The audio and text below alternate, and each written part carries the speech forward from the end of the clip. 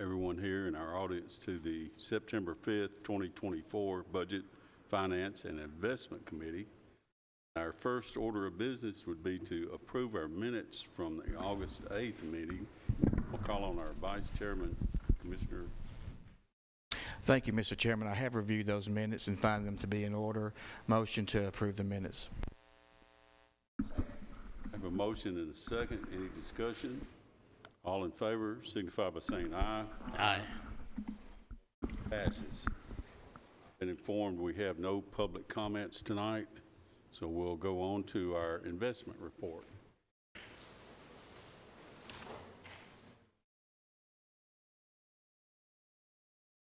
Welcome. I'm Ted Beatty, the Rutherford County trustee. Our LGIP rate dropped 6 basis points to 5.27, and the whole market anticipates that next week the Federal Open Market Committee will drop rates. Don't know how much, but that will affect, it's already affected, you know, our reinvestment, but it will affect because some of our investments are tied to that rate. So we'll see a drop this month. Not sure exactly how much that will be. Some of our investments are locked in, so they won't be impacted, you know, for some period of time. But rates are on the way down, and we're just trying to watch how much and try to get the most the market offers.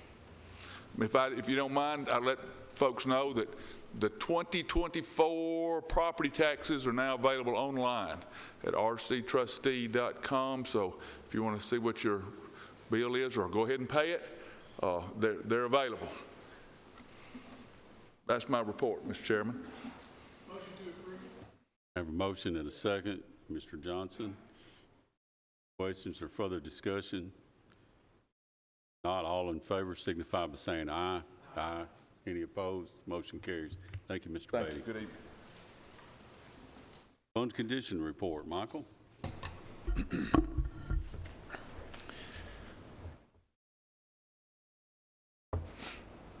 So for the month of August, our cash balances remain where they should be.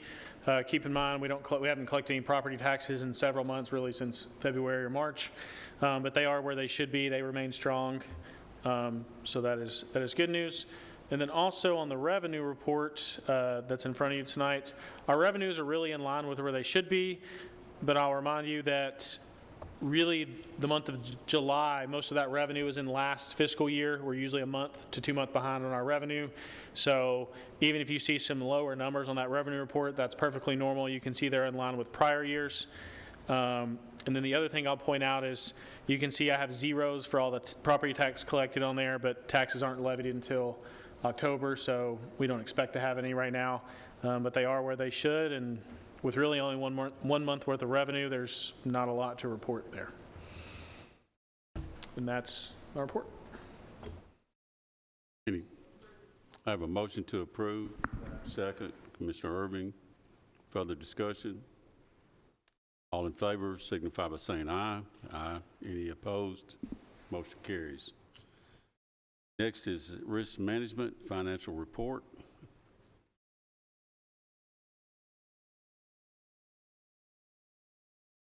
Like I saw that grandfather running around this week somewhere. I was.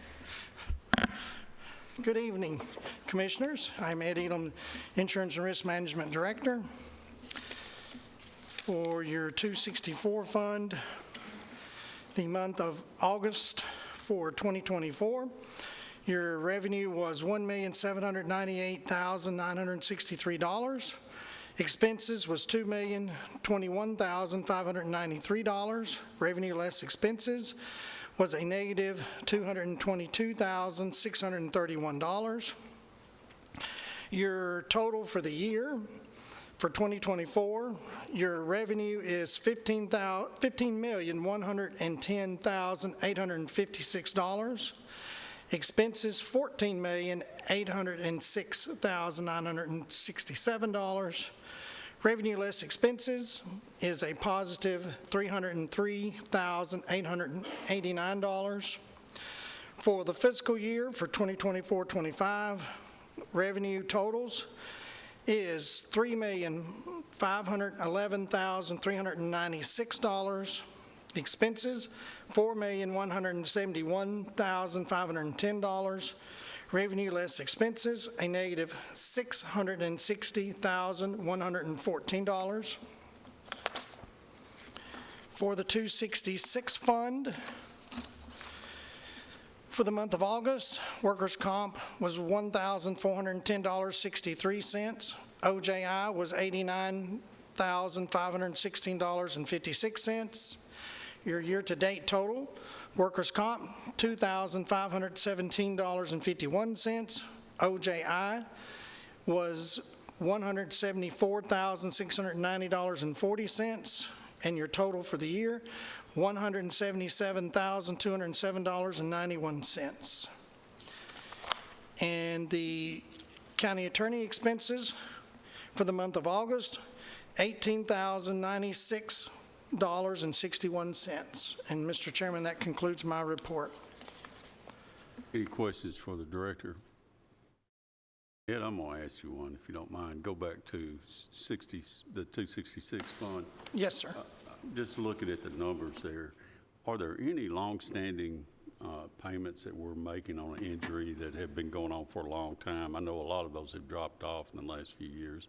Are any that outstanding that you, as far as amount, I don't want to know specifics. Are you talking about on the workers' comp? Yes, yes. Yes, so if you'll look at the, for the workers' comp, August of 2022, that was an ongoing claim that we received a lot of claims from, so your totals for your workers' comp were a lot higher. Now that you see that this claim has unfortunately, the person passed away, but you're not seeing your workers' comp claims not near as high as what they were before.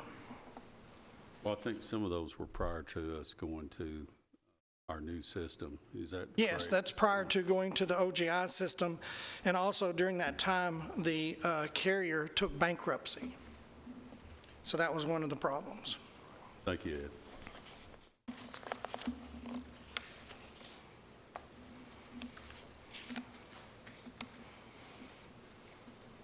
You can continue. You want me to do the next one? Excuse me a moment. I guess we need to vote on that. Do I hear a motion to approve his report? I have a motion. Second. Any discussion? All in favor signify by saying aye. Aye. Opposed? Motion carries. Okay, Ed, please continue. Okay, the next thing I have before you is the HART Act. Commissioner Johnson, you'd be happy one of your favorite employees, Corinne Gunn, brought this to me and asked us to take a look at it as she was going through some stuff. And what you have, the wording that you have is what would be changed in our plan documents. But to give you just a general summary of it, this is the flexible spending account is something that the county does not put any money in. The employee puts that money into the flexible spending account and it's pre-tax. And then they can spend it on medical expenses throughout the year. And then you have a small carryover amount. It's all regulated by the IRS. And in this particular act that was passed, the service person that may have been an employee for Rutherford County, if they were called up for service, they're naturally going to go on the federal government's plan. So what this does is instead of them losing their money at the end of the year that wouldn't roll over, it would allow us to disperse that money back to them. And it would, of course, be taxed, but they would not lose that money because they weren't here.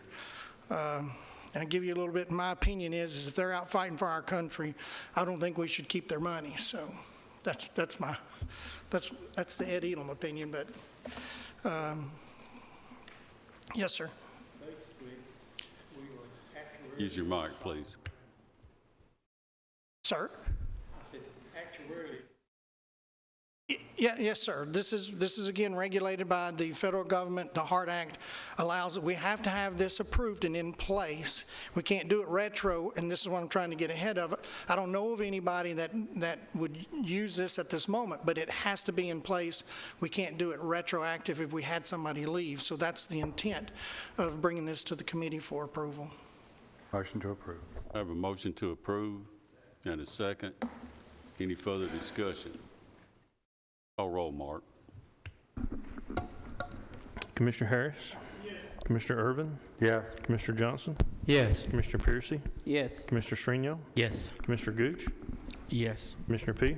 Yes. Motion carries. Thank you. Have a good night. Okay, item number 7, the Election Commission State Grant and related general fund budget amendments. And I think I see Mr. Farley coming up. Welcome. Good evening. Alan Farley, Administrator of Elections.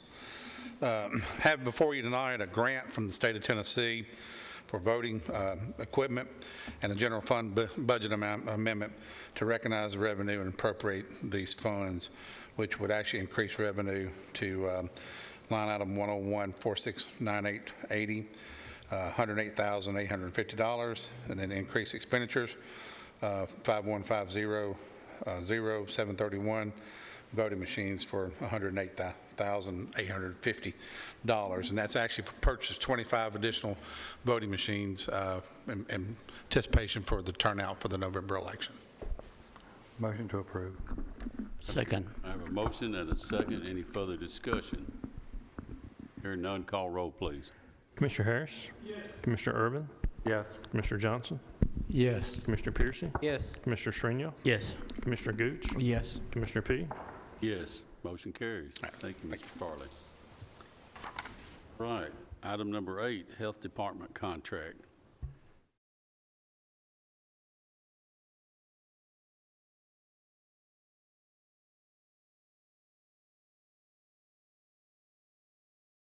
Welcome.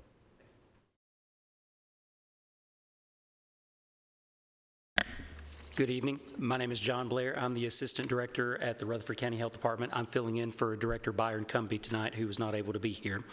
What I'm presenting is our 2024-2025 State Health Department contract. This contract is in the amount of $3,320,900 for the period of July 1st, 2024 through June 30th, 2025. This is the pass-through funding that the county will bill the state for reimbursement throughout the year. 47 of our 84 employees at the health department are funded through this contract, which covers salaries, benefits, travel, and liability insurance. I'm happy to take any questions if anybody has any. As he said, this is something we see once a year. Hearing no questions, I'll entertain a motion. I have a motion to approve receiving the grant and a second. Any further discussion? Hearing none, call roll, please. Commissioner Harris? Yes. Commissioner Irvin?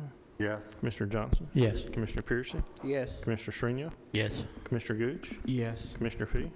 Yes. Motion carries. Thank you. Thank you.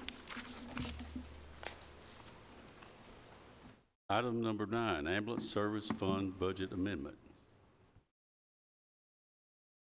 Gaither, welcome. Good evening. Brian Gaither, EMS Director.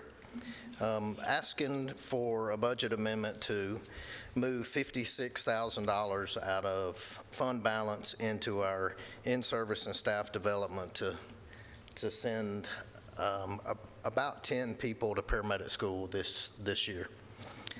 There was a time in the past where we had $20,000 in our regular budget, but with Tennessee Promise, Tennessee Reconnect over the past few years, we really hadn't had to use a whole lot of that. But I think that is one way to help increase our paramedic numbers, is to send our own to paramedic school. Okay, you've heard the request. Are there any questions for the director? This is basically a housekeeping measure. There's no new money involved. This is money from their fund balance in Fund 118. So it is new money to their budget, but they do have adequate reserves to cover it. Motion to approve. Second. All right, I have a motion and a second to approve the request. Any further discussion? Yeah, how many students was that again? I think it's 10 that have signed contracts, and all of these people sign a 3-year agreement. If they leave prior to that 3 years up, it's kind of prorated depending on when they leave. And we've sent a few to school, and we've had success in recouping some of that money. So, Any further questions? Call roll, please. Commissioner Harris? Yes. Commissioner Urban? Yes. Commissioner Johnson? Yes. Commissioner Piercy? Yes. Commissioner Shrino? Yes. Commissioner Gooch? Yes. Commissioner P? Yes, motion carries. Please continue. I'm asking for permission to apply for a first responder outreach program grant. This grant will be used for training and/or equipment. We're trying to narrow down what we're going to ask for, but it's a no-match grant. It's going to be in the neighborhood of $30,000 to $35,000. I have a motion to approve and a second for a no-match grant. Any further discussion? All in favor signify by saying aye. Aye. Any opposed? Motion carries. Thank you. Thank you. Item 11, a general fund budget amendment and transfer for the sheriff's office. While he's making his way up, I've got to add a request. You'll look under other business. The item there is actually related to these grants or what we're fixing to talk about. And we'd like to have Chief Spence here. So I'd like to request to move that item up behind this request. Hear any objection from the committee? That's what we're going to do then. Thank you. Please continue. Good evening. I'm Steve Spence, the Deputy Chief at the Sheriff's Office. This budget amendment allocates reserve rollover funds of $250,000 rewarded to the Rutherford County for the mental health patient transport grant from the financial year 23 and financial year 24, taking $250,000 from the restricted for public safety and placing it into the mental health other contracted services. Any questions from the committee? This is a large grant we got last year. Yes, sir. And it's no match. I have a motion to approve. Second. And a second. Any questions for the chief? Hearing none, call roll. Commissioner Harris? Yes. Commissioner Urban? Yes. Commissioner Johnson? Yes. Commissioner Piercy? Yes. Commissioner Shrino? Yes. Commissioner Gooch? Yes. Commissioner P? Yes, motion carries, and I think you have another one, don't you? Yes, sir, I do. This budget amendment allocates funds awarded to the Rutherford County for the Violent Crime Intervention Funds to align with the state-approved grant budget. This is a no-match formula-based grant that ends June 30th for 2025. The award funds 2 new positions, a community outreach coordinator, a community outreach co-responder. In addition to the funds will be used to purchase radios, 2 vehicles, website development, website server, outreach material, and literature for the community events, cell phone service fees, training certificates, and a digital message board for the sheriff's office. Requesting to take $3,810 from clerical personnel, $236 from Social Security, $453 from pension, $55 from medical care, $8,701 from communication equipment, $11,745 from data processing service, and putting the total $25,000 into the data processing. This is moving money within the grant line items. Okay, you've heard the request. Any questions for Chief? Motion to approve. I have a motion to approve and a second. Any further discussion? Call roll, please. Commissioner Harris? Yes. Commissioner Urban? Commissioner Johnson? Yes. Commissioner Piercy? Commissioner Shrino? Yes. Commissioner Gooch? Yes. Commissioner P? Yes, motion carries. And we'll move to item 22. Michael, do you want to? I'm going to cover this, and then Chief Spence will be here if there's any questions about the programmatic side. So previously, we approved a Connect and Protect grant, and that was going to be for some the co-responders, and that the place we contracted with was Volunteer Behavioral Health. All of that came before this committee and the commission previously, and this committee approved and the commission approved independent contractor agreement with Volunteer Behavioral Health. Since that time, the federal government has come back and said we had to approve a sub-recipient agreement with them instead of an independent contractor agreement. So what you have in front of you is a sub-recipient agreement with Volunteer Behavioral Health instead of the independent contractor agreement that you previously approved. So it just changed some language and tightened up some restrictions for the subrecipient. And so that's what's before you tonight. There's no money, the money in the grant has already been approved, and so it's changing from an independent contractor agreement to a subrecipient agreement. And again, the federal government required that of us. And the county attorneys also looked at this, but that's what's before you tonight. Michael, will this will need to go to the full commission too, or will it? Yes, and then it'll go on consent agenda for that, but Passed here. yes. Any questions from the committee for Chief Spence or Michael? Not, I'll entertain a motion. Second. I have a motion and a second. Any further discussion? Call roll, please. Commissioner Harris? Yes. Commissioner Urban? Yes. Commissioner Johnson? Yes. Commissioner Piercy? Yes. Commissioner Shrino? Yes. Commissioner Gooch? Yes. Commissioner P? Yes, motion carries. Thank you. Y'all have a good evening. Thank you. Okay, that moves us to item 12, General Fund Budget Amendment for Reappraisal. Is Rob here, or you got, he's...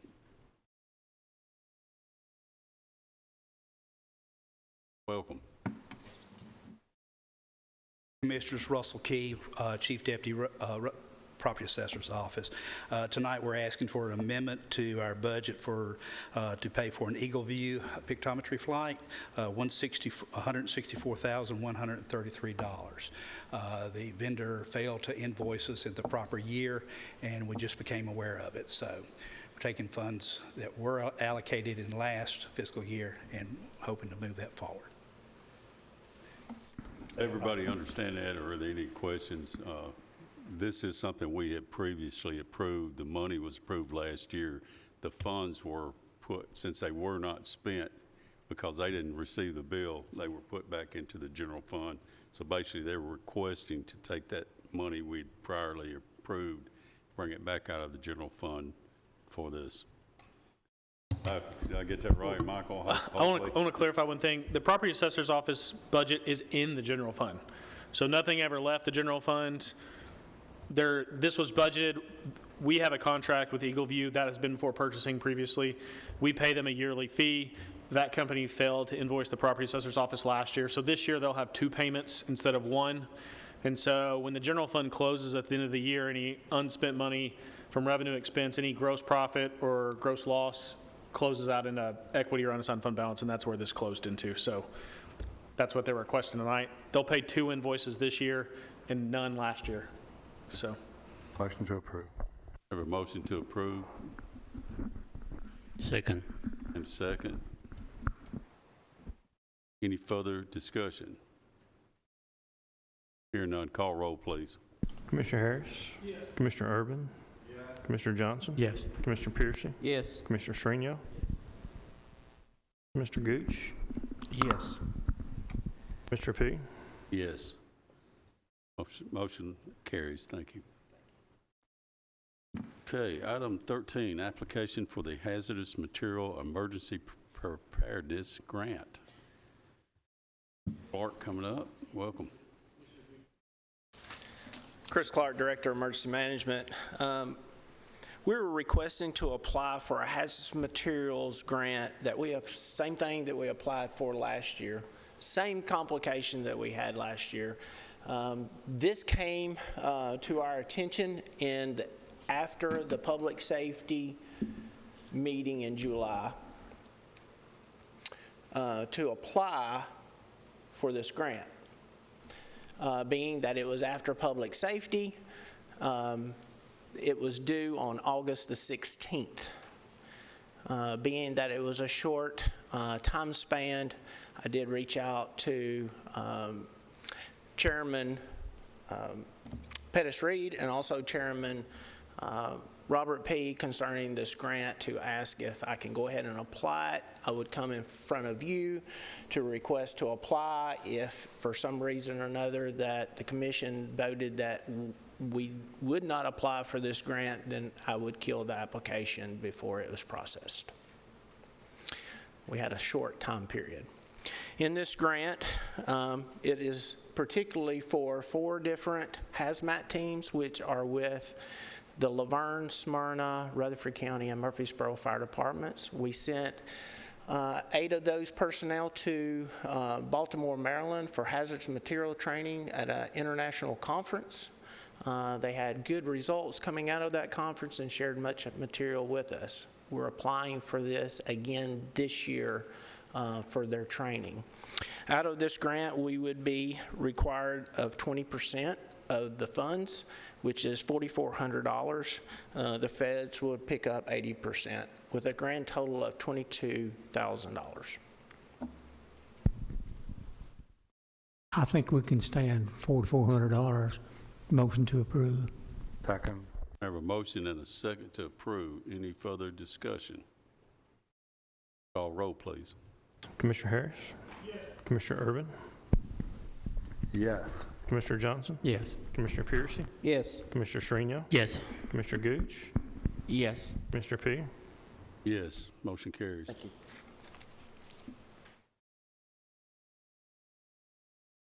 Brings us to item 14, juvenile detention contracts with various counties.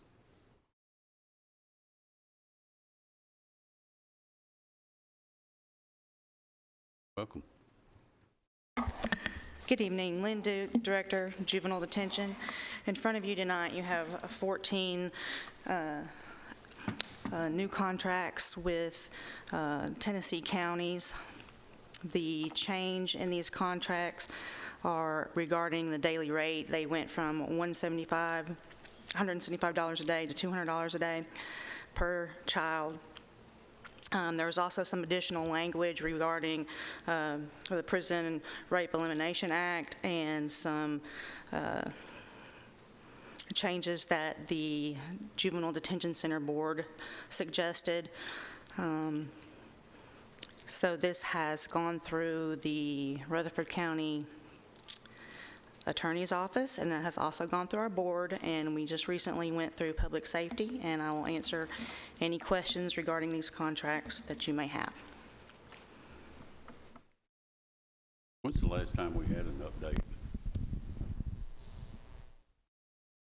There hasn't technically been an official update. We started to update some contracts, but there was some back and forth with some of the board members and the county attorney. They took several months to get the language just like they wanted it, but this would, from the beginning of time, be the second official contract update. Chairman Gooch. So did you say 14? There's 14 in this group. I have others that will be coming. It has taken some time because there was some back and forth with language changes. But if I wait until all of them come through, then I don't think that's the best way to do it. I can go ahead and get these approved, go ahead and start handling these counties, and then the others will be encouraged to go ahead and get their paperwork back. And do you know, just typically on a month, how many out-of-county kids we have? Probably right now, we're averaging between 6 and 10 a month. Our population has gone up. We've gone up in recent months. We were averaging around potentially 12, 15 kids. Now we're in the 20s. So we're in the 20s, and about 6 to 10 is from other counties, so almost half. At times, it's almost half, yeah. Does any of this have anything to do with any kind of rate change, or is this just verbiage? It's both. There's an update from $175 a day to $200 a day, so that's the rate change. And then Section 2 has some new language, and originally the contract that we are replacing had an addendum regarding the PREA language, and we have now included all of that into this contract. Any other questions, Chairman? Well, basically, this is just a standard operating procedure to do business, correct? Yes. Okay, this is just the way things happen. Motion to approve. I have a motion Second. and a second. Approve the contract, and since we got money involved, we're going to call roll, please. Commissioner Harris? Yes. Commissioner Urban? Yes. Commissioner Johnson? Yes. Commissioner Piercy? Yes. Commissioner Shrinion? Yes. Commissioner Gooch? Yes. Commissioner P? Yes, motion carries. Thank you, Ms. Thank you. Okay, item 15, amended hazard mitigation grant program contract. Okay, Mike. Get the hard ones, right? Yes, sir. Chairman P., members of the committee, I'm Mike Hughes, Rutherford County Engineer, and today I'm bringing to you an amended hazard mitigation grant program, which is the FEMA buyouts that we've been working on for, seemed like forever. But the contract came back from FEMA, and instead of what we thought was going to be a 75% federal, 12.5 state, 12.5 local, it turned out to be a 90% federal, 5% state, and 5% local. So that means Rutherford County's share was reduced from 12.5 to 5%. So the original amount was $148,262.41 that the Rutherford County was obligated for, and that has been reduced to $59,305.92, which is an almost an $89,000 reduction that the county will owe. So on your share pad there is the updated contract and also some flood imagery if you wanted to see the houses that get flooded. But other than that, because it is a change in contract amount, we have to ask for approval from y'all for the updated amount. So in a nutshell, we're reducing the amount we owe, $89,000. A biscuit under that, yeah. What's the subject matter again? We're It paying. is a FEMA buyout. There's some houses that flood. Yes. If you remember several months ago, this came, our matching portion is already set aside.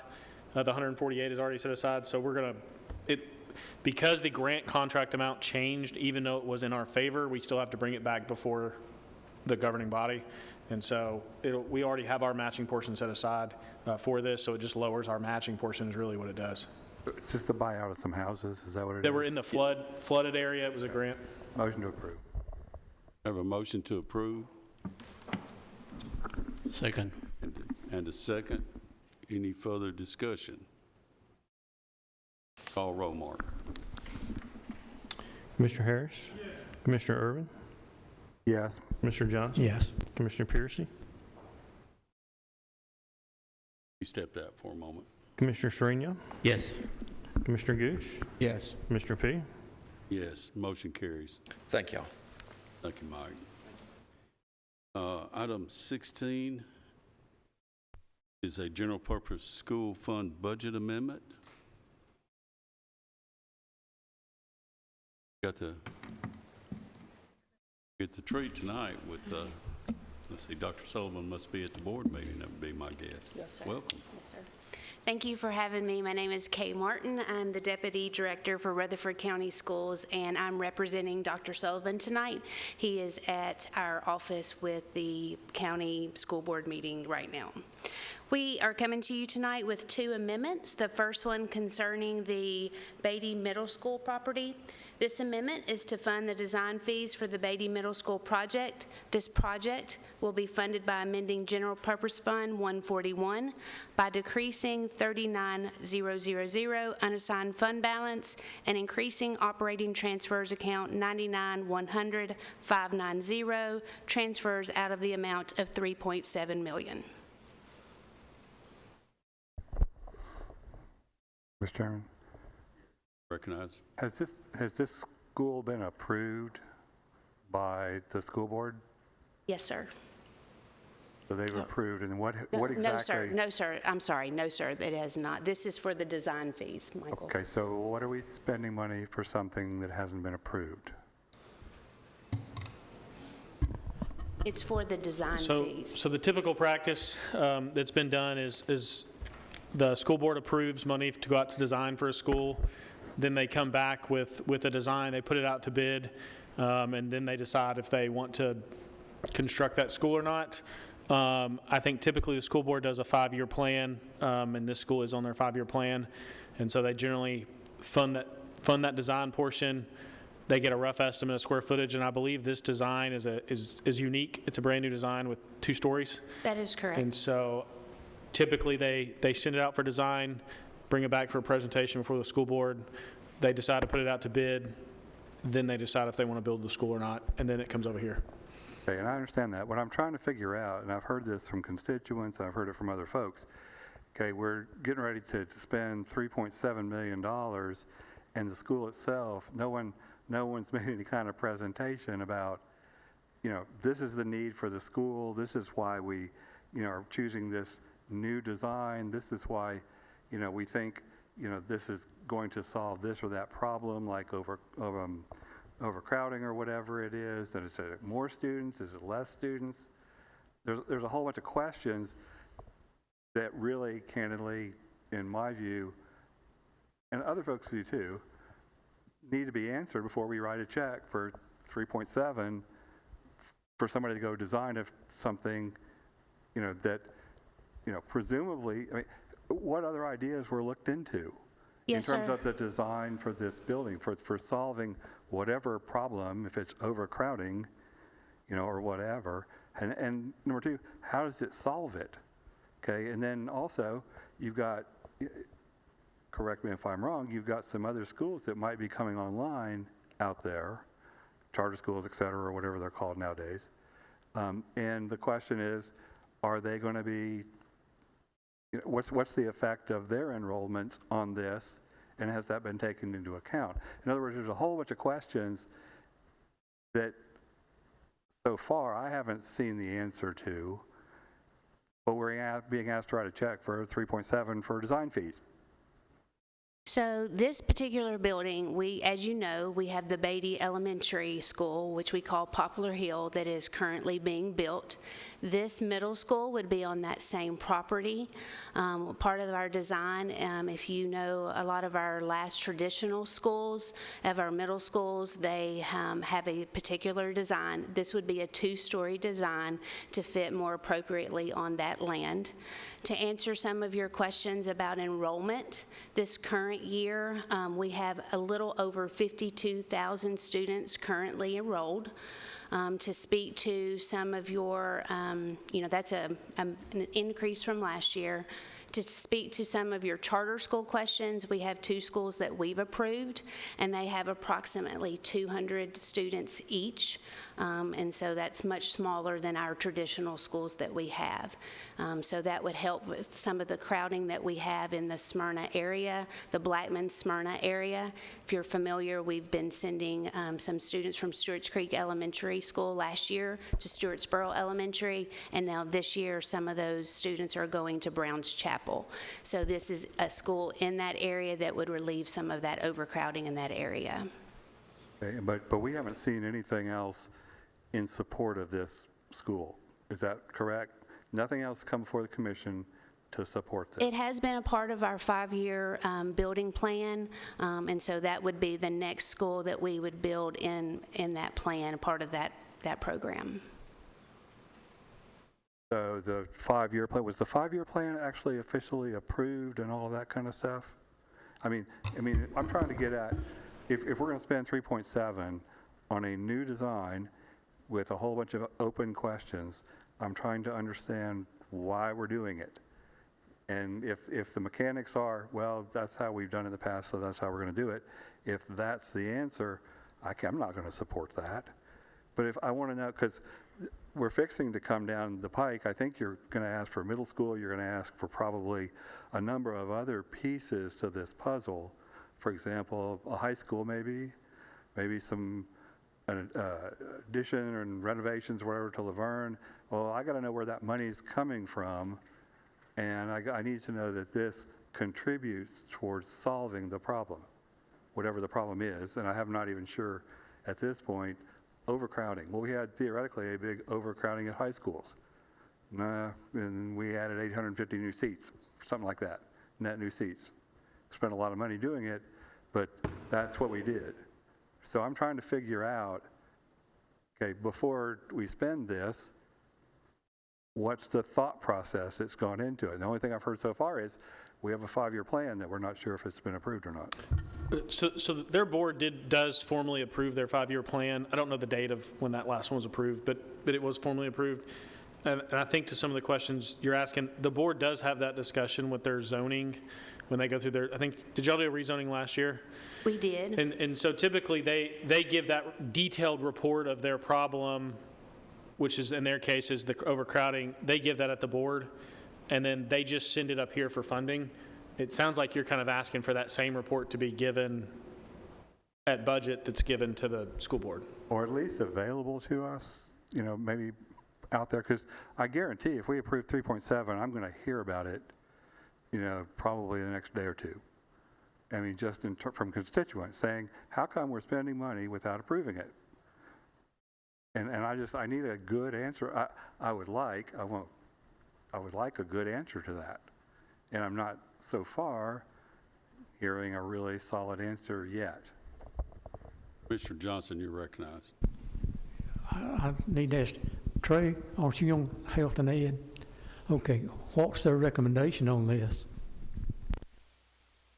Well, we voted it through, and at the time, we were given a 5-year plan for the schools from the Director Smith. So my question, I think, may answer on the 5-year plan. I know it's updated periodically. Did the school board put this together or approve it? Yes, sir. Okay, so they're on record as far as voting for this 5-year plan, and according to the next process is the Beatty Property Middle School potential funding, bond issue, fund balance. So I think the school board is on record that this is their next thought of a school, and I think what she explained is that they're going to look at the design and then move forward with approving it. I don't think that they passed this plan to not build schools. So I would tell my constituents, if they ask me, why did you vote for this design fee, so we can design the school and move forward. The other questions, though, involving what are the alternatives that were considered? Portables. Portables. What? Okay, this is a brand new. This is a brand new design. What went into the decision about a brand new design? I was going to say this site had to have a new design because the site was limited in space. Because I had that same question with Trey Lee, and I asked some detailed questions there trying to figure out about the architect fee and some stuff like that. And this one required it because of the need for the athletic fields for the middle school to be able to fit the certain practice fields that are required and the parking that was required. They had to do a 2-story based on the limited size of that site. Because originally the school board studied this, could they put a high school on it? Could they put a middle? Could they put an elementary? And they were able, if they did a 2-story middle, they could get 2 schools instead of just 1. And so I don't even think there's a game field there. I think it's just practice fields. I may be wrong on that, but that's why this required a new design. The other prototype designs that they've been using would not fit on here with the practice fields and with the parking and with the utilities layout was what I was told. And from what I'm gathering, the main problem we're trying to solve is the overcrowding. Yes, sir, the increase in enrollment. Okay, so what's the increase in enrollment in the area served, and how many students will this provide? It also, you have to consider, usually when we build our middle schools, the capacity is anywhere from 800 to 1,500 students, varying on the building. We are growing, so we are at over 52,000 students as of last week. I don't have today's enrollments for you, but last week it was over 52,000 students. And so we are traditionally gaining around 1,200 new students per school year.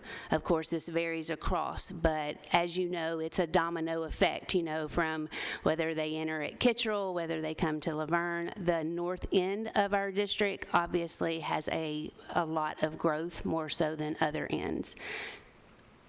So what's the growth in this section that this is going to serve, and how many seats is this going to alleviate? I would have to get back with you on those specific numbers to make sure I'm giving you accurate numbers, but I can get that information to you. Okay, so we don't know for the vote tonight. We know in that area that we are growing. That's where for the last year and this year in our K-5, we have our capacity at Stewart's Creek Elementary has met its capacity, and we've started transporting new enrolling students last year to Stewartsboro, this year now to Browns Chapel, which is very close to this area. You know, with Blackman Middle School, which would help relieve some of this at Beatty Middle School, which is close proximity to this. So this area is between the Blackman Middle and the Stewart's Creek. It sits in between those two schools. Our Blackman Middle School is our largest middle school in our district, and the last time I checked, it was the largest in the state of Tennessee. So our enrollment numbers, if you remember a few years ago, we even added on a 2-story building annex at Blackman Middle, and it has already met full capacity. Okay, and that's all really interesting. I'm still kind of waiting to hear the answer to the couple questions. So you're asking me the specific number of how many seats are in that building? Yeah, it doesn't sound like we know the answer, so Mr. Chairman, I'll yield back. That design fee is also going to help us know the specific numbers of how many, the student capacity for that building. Any other discussion from anybody from the Chairman Phillips? You got. I was just reviewing the Health and Ed minutes from August, and it was covered under the, not only under the 5-year plan, but under the building program, adding it to the building program. All of this was talked about, if I'm not mistaken, a year ago when it came to this is what we're going to be doing this year. And if I'm not mistaken, it passed unanimously at Health and Ed, and the building plan. It was part of the building plan, but the first thing that was on the building plan, Wayne. So it was discussed at Health and Ed, and it passed Health and Ed. A year ago? About 2 weeks ago at the August Health and Ed meeting.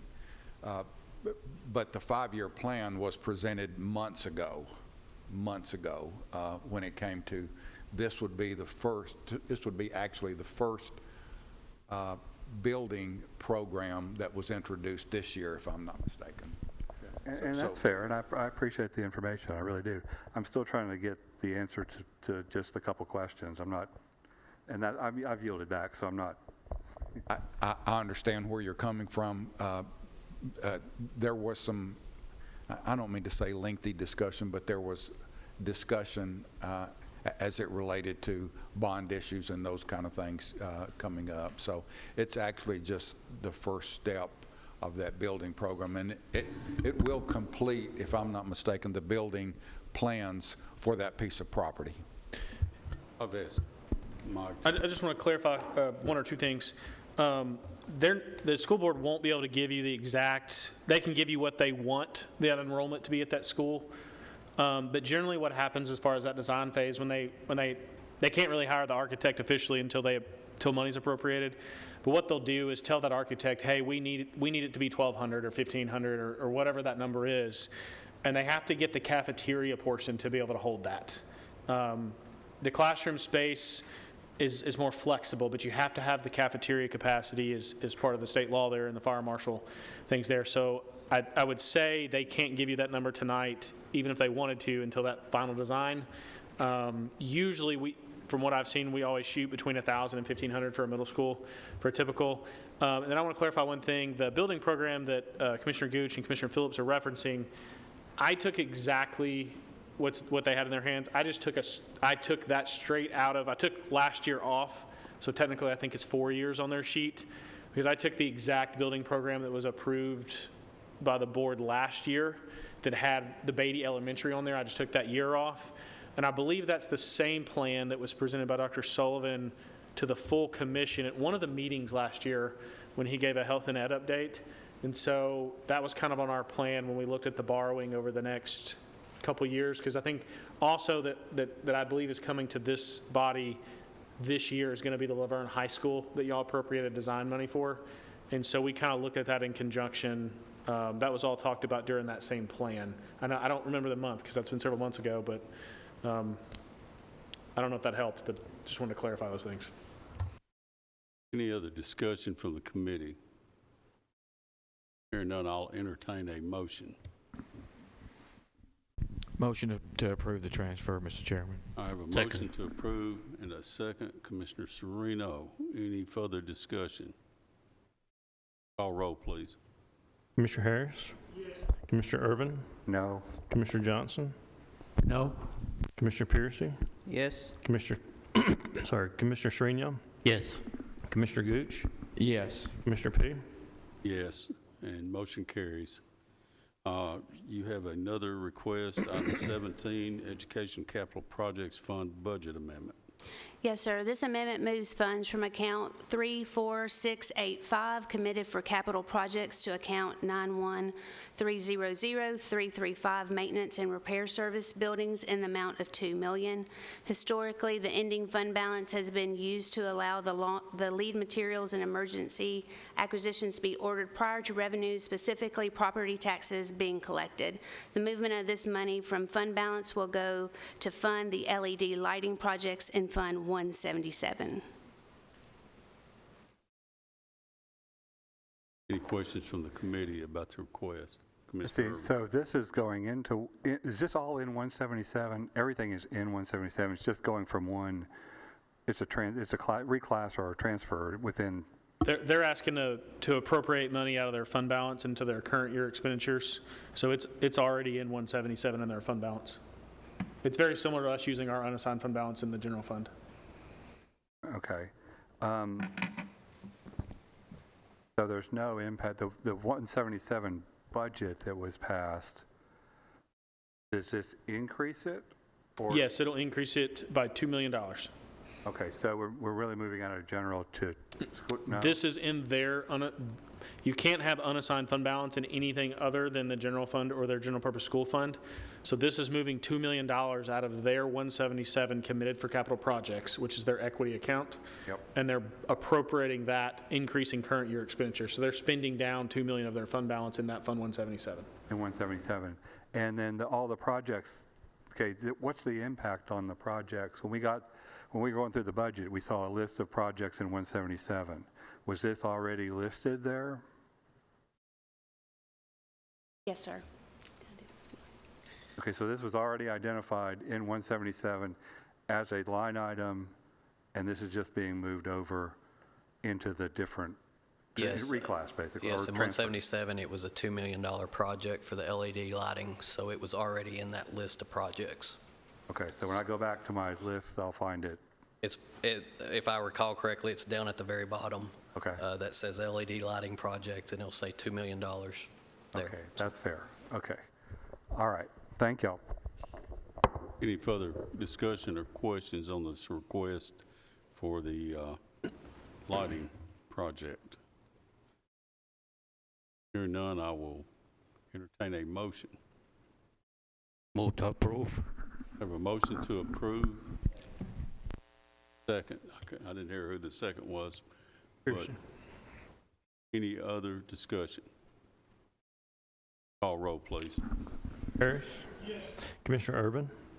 Yes. Commissioner Johnson? Yes. Commissioner Piercy? Yes. Commissioner Sereno? Yes. Commissioner Gooch? Yes. Commissioner P? Yes. Motion carries. Brian, Kay, thank you. Good job.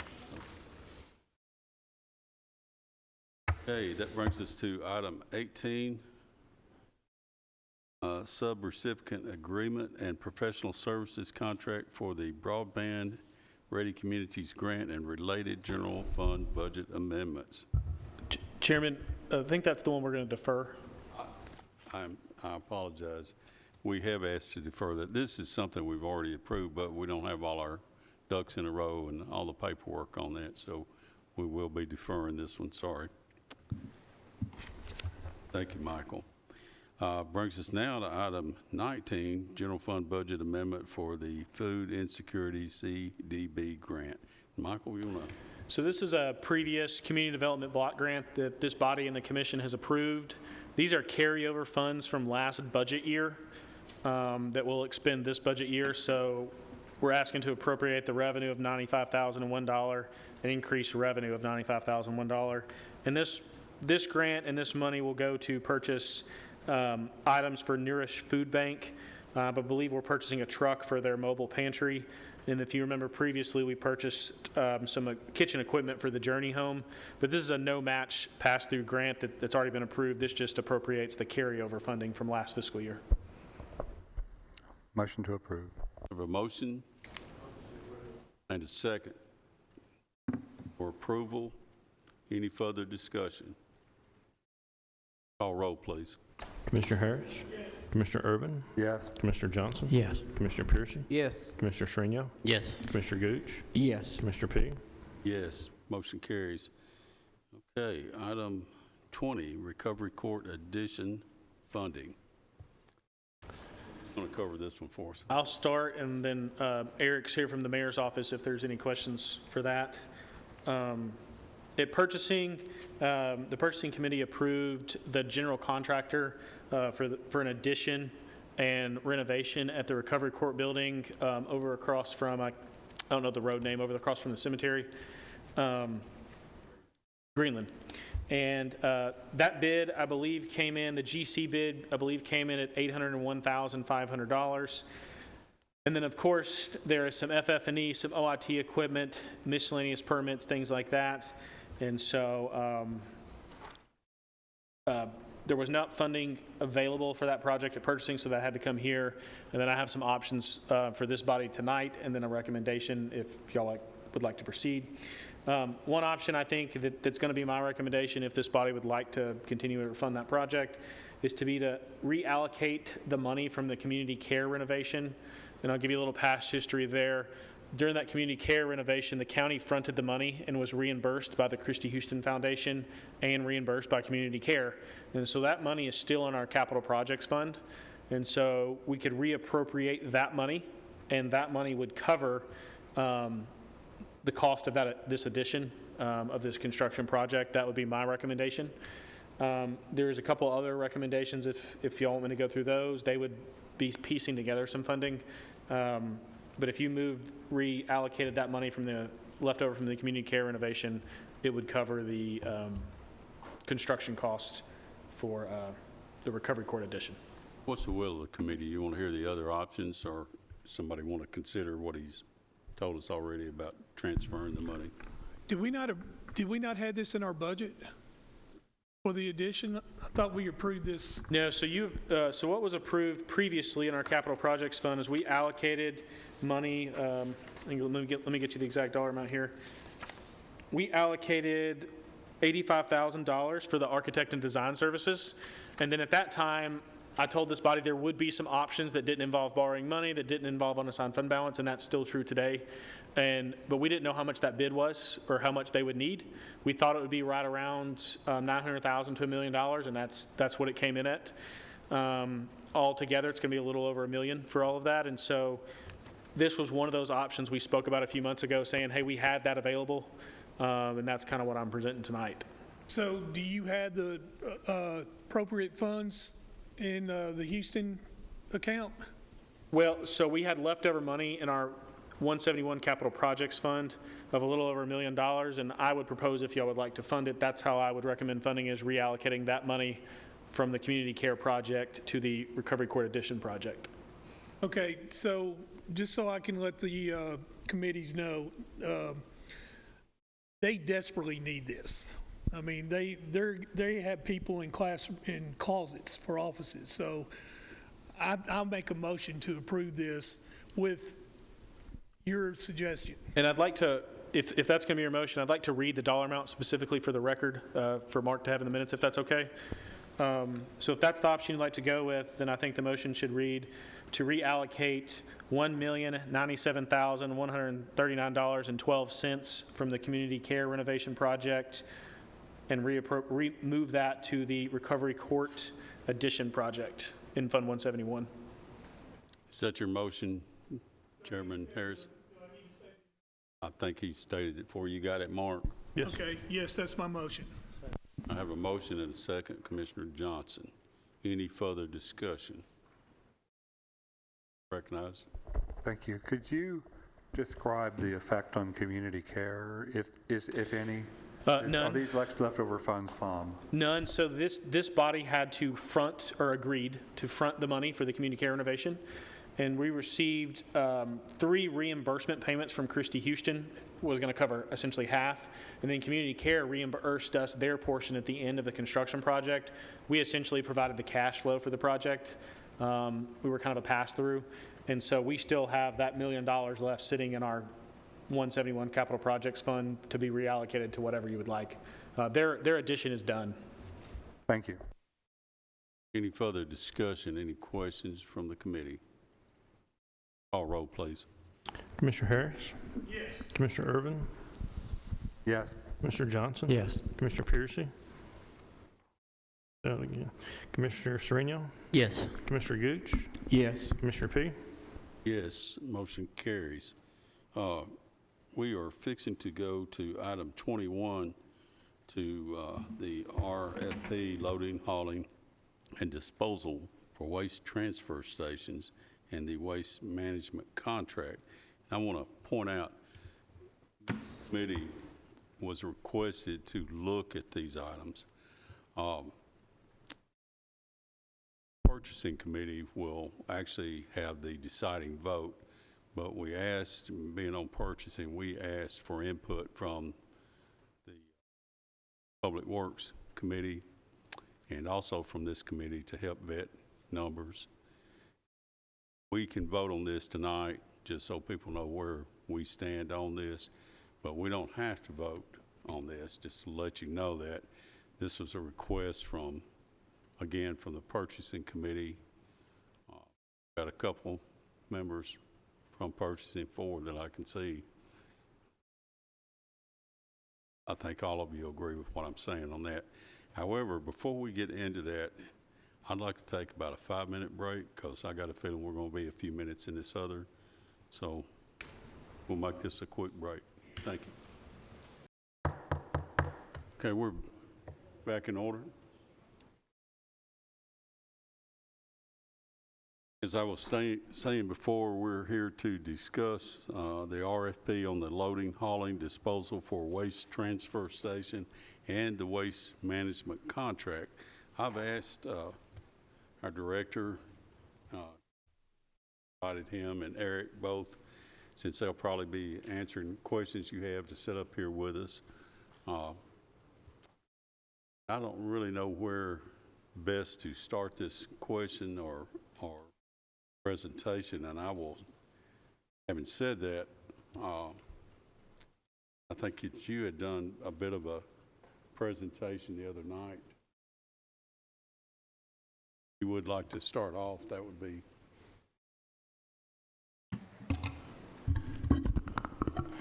Good evening, Commissioners. I'm Bishop Wagner. I'm your Solid Waste Director. So what we're discussing this evening are two parts. One is the RFP portion, and then the subsequent contract that arose out of the RFP. The RFP is a 92-page document that contains the basic ingredients for what was included in the contract, and the contract itself is approximately a 20-page document that has the information specific to the operation costs, including the hauling and disposal, as well as the operation of loading of the trucks at the station proper. The contract itself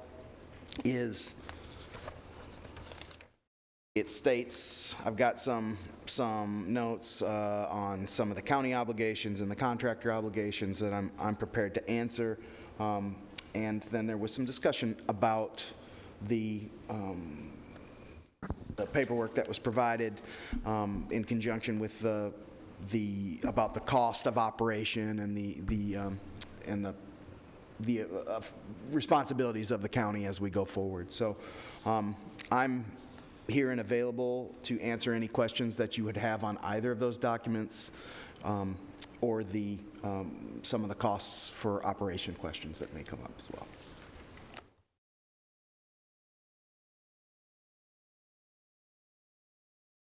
As I mentioned and as Bishop mentioned, this is two parts.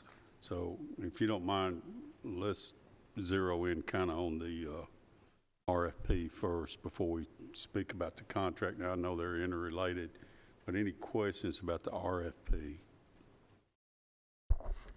Mr. Chairman, because as I understand it, the RFP started out for hauling, and then there was an evolution in the responses to expand what was provided in the contract.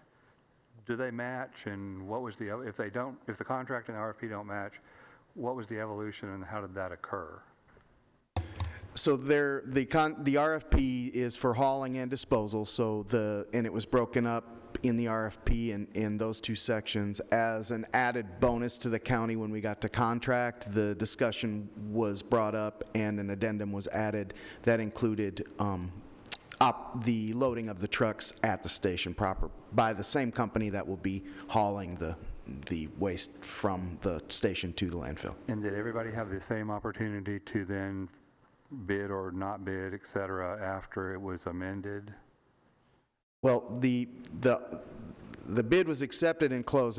First off, we only received one participant to the bidder. What I'm getting at is, okay, RFP went out, RFP at some point, it sounds like, was amended. Did that same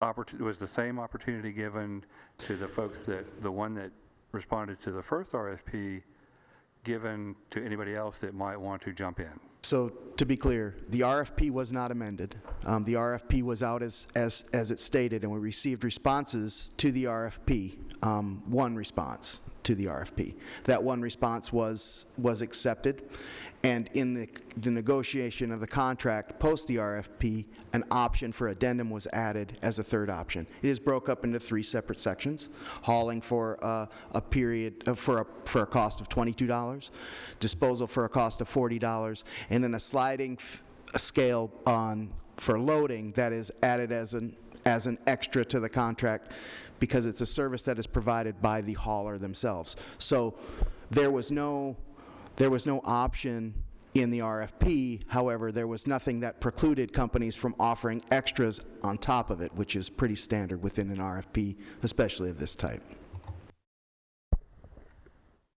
It can be sometimes. I'm just trying to assess whether we got the benefit, whether the county got the benefit of all of the potential folks, respondents, based on an RFP that went out that was then amended. Was the RFP reopened? Because I'm really familiar with RFPs. I get what you're saying about, you know, Well, have I it want to be amended or really whatever, clear. but at There the was same no time- amendment to the RFP. The RFP was never amended. It went out and was returned as it was advertised to everyone that had an opportunity. I wanted to see 10 respondents back. We got one back. In the discussions that happened subsequent to the approval of that RFP and the negotiations that immediately followed, this was added as an extra that the county could take or leave. There is benefit. My professional opinion is there's benefit that exceeds the benefit that the county could provide this themselves on top of that. But, you know, it all remains to be seen and decided within the decision-making portion of the contract. Do we accept it? Do we not accept it? But as far as fairness and equality, this was a fair. It was open to everyone, and we received one response. And we solicited directly and indirectly responses from people from all over the country to participate in this RFP.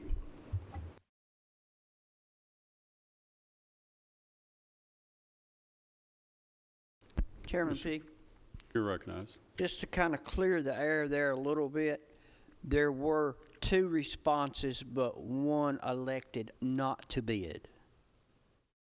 So there was only 1 real bidding response for our RFP. The other gentleman didn't feel comfortable bidding on it.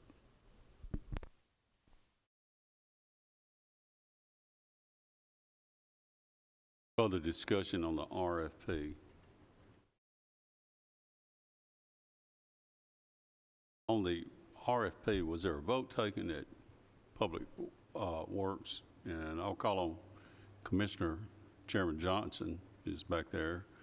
Was there a vote taken on the RFP as Public Works? And unfortunately, I am on Public Works and had to leave, so I'm not sure what occurred there, but I thought there was a vote fixing to occur on that.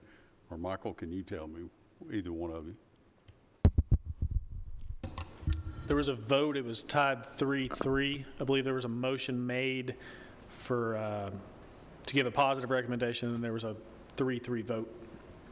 Public Nick, Works. you're recognized. I was just curious about what Please use the mic.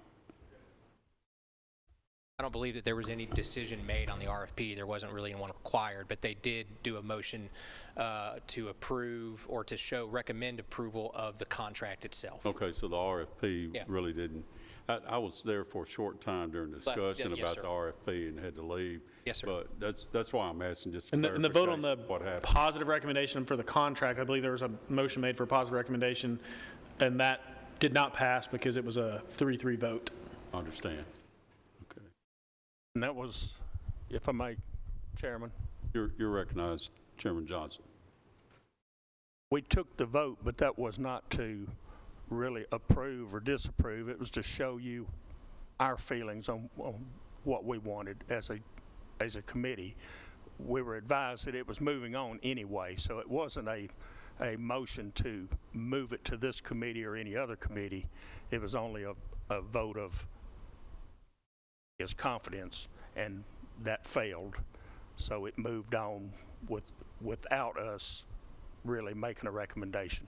So basically, our committee was split, and of course, we're on purchasing, and purchasing had requested this go to Public Works, and also request that it come here tonight, so we could try to have a few more heads look at the contract, look at the RFP, you know, instead of having 6 commissioners make that decision. I'd much rather have, 9 to 14 of us on these 3 committees to look at it.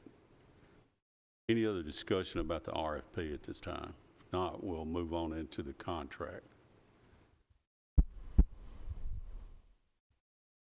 Would you like to say anything, Bishop, again, start off with about the contract? And Eric, I don't want to preclude you from this. If he's here representing the mayor, or I assume the mayor's office, and you're very much welcome to speak. Just let me know.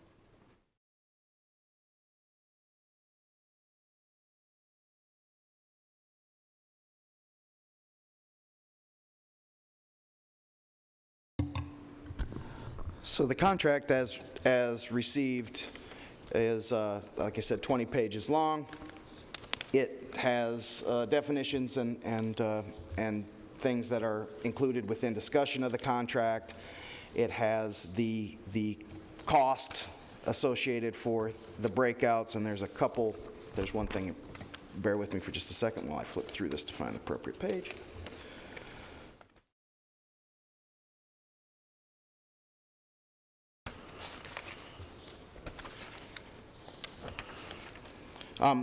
It breaks out the hauling and disposal and operations in 3 different separate sections for 3 different costs, as I stated previously. The disposal cost is the $40 per ton cost that is in. There is a hauling cost that's associated with for $22 per ton that goes out there, and then there is a operation cost that is associated with the loading of the trash onto the trucks, and that starts off at it has a $50,000 minimum. So we must reach, and basically it's a $1 per ton minimum on the loading. We must reach 50,000 tons before we start to see cost savings or benefits within the operational costs. I think it's $15. It's $15.37 if we have 50,000 tons per year, and it goes down to $4.78 if we have at least 320,000 tons per year.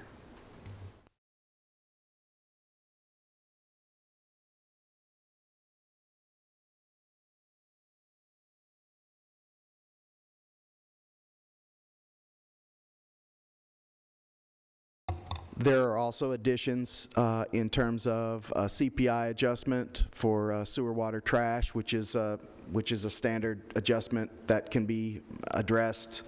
There's also a fuel surcharge that's added for the distance traveled. The one thing to note about the fuel surcharge in the contract is that it is set up for the distance. I believe it's 136 miles. Maybe 134 miles, excuse me, to the Cedar Ridge landfill. Any other location that goes other than that the contractor chooses to carry the waste to is, there's no extra cost. We're locked in at that distance. Chairman. Just a moment. Eric, you. Yeah, so Waste Management has, I believe, 3 landfills in Middle Tennessee. If they decide to take our trash to any of those 3 landfills, what Bishop is trying to say is we would only be charged the same rate if there is a fuel surcharge added to that hauling. Bishop, is that a loaded mile? Yes, well, it's the round trip cost. So it's the 136 miles is included. That's there and back. Okay, thank you. Yeah, I've got a question, if you don't mind. Just for some clarification, have you gone through everything you wanted to on the contract yet? Yes, sir. I'm ready for questions. And I'm kind of like Commissioner Irving. I've got a question about what was added on. You know, they basically agreed to do something above and beyond the RFP. Can you specifically tell me exactly what they offered to do, how much that cost us, or makes money for us? So what was offered in that addendum is the loading of the trailers pre-hauling. So it was an option when we initially discussed this that the county may want to do this themselves, and that option frankly remains. The minimum is set. It's also for the equipment that will be on there. The county won't own any of the loading equipment, or the manpower will all come from the contractor that load the trailers on the station floor. So this is that 50,000 minimum is what is the output for having them basically take that The other factor is there's a liability that's assumed if the county were to load other people's trailers that that really was one of the deciding factors in pushing us over considering this as an option. For example, if you're loading someone else's trailer and there's damage done to that trailer, then it becomes the responsibility of the county to repair that. And when you're operating on a static budget like we do, those kind of expenses can become really problematic, and we require a bunch of visits from me up here to discuss budget amendments to pay for things that could happen, which are very realistic. In this model, it takes that responsibility away from the county and puts it on the contractor. They're loading their own equipment. If they damage it, it's their responsibility. And it also saves the county from having to purchase, maintain, and upkeep pieces of heavy equipment that'll be operating in this heavy-duty environment. Call that, what, an amendment or I believe it was an addendum. Eric, could you answer that one?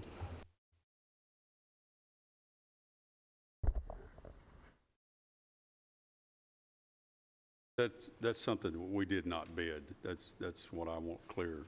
Is that an addendum to the RFP? Sorry, Mr. Chairman, is that to the RFP? That's what I'm asking. Or to the contract? Well, I'm speaking to the RFP.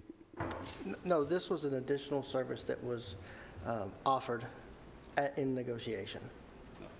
In the contract? Yes. Okay, that's what I'm trying to get clear in my head then. Thank you. Just to, if I may, this was based on negotiating the contract, and this subject came up. We had kind of planned that we would do our own transportation, but in negotiating the contract, they said, well, this is what we can do if you want to do it. Is that basically? That's exactly what happened. And the way it's split out is it gives us the cost per ton completed for hauling and disposal, and then it has an and a loading rate, and it's on page 18 of the contract if you have the contract, and it gives a scale based on the amount of tonnage. The maximum amount of output is the 50,000. That's the minimum. That's $15.37 rate per ton. So you add that to the $62, which is the hauling cost and the disposal cost for every ton up to 50,000. After that 50,000 ton threshold is met, when you get to the 60 to 69, we drop down to $12.95. 70 to $79.99, you go to $11.21. So effectively, the more waste that we manage, the less we have to spend on the operation of the floor per ton that it goes in there, and it drives down it increases the margins that we receive. So, Chairman Harris, forgive me for not getting right back to you. One more time, like I said, I'm having a little problem getting this through my head here. This amendment, add-on, or whatever we want to call it, actually was not in the RFP. This is something that was negotiated in the contract. Okay, that's what I'm trying to get clear. Chairman Harris, you recognize. Is there a ceiling on fuel surcharge? As far as I understand, there is not a ceiling on fuel surcharge. There is a base rate of $3.50 per gallon, and it has an increase or decrease for every 5 cents based off of that. So it's 1 cent per mile for every 5 cent increase or decrease depending upon that. So if we're $4, we have an increase, and if we're $3, we have a decrease. Does it have a CPI on it? No. So there's no CPI inflation on the price? On the fuel surcharge, no. Not the fuel surcharge, on the contract? Yes, there is. And what is that? What's that? Is that a ceiling on that?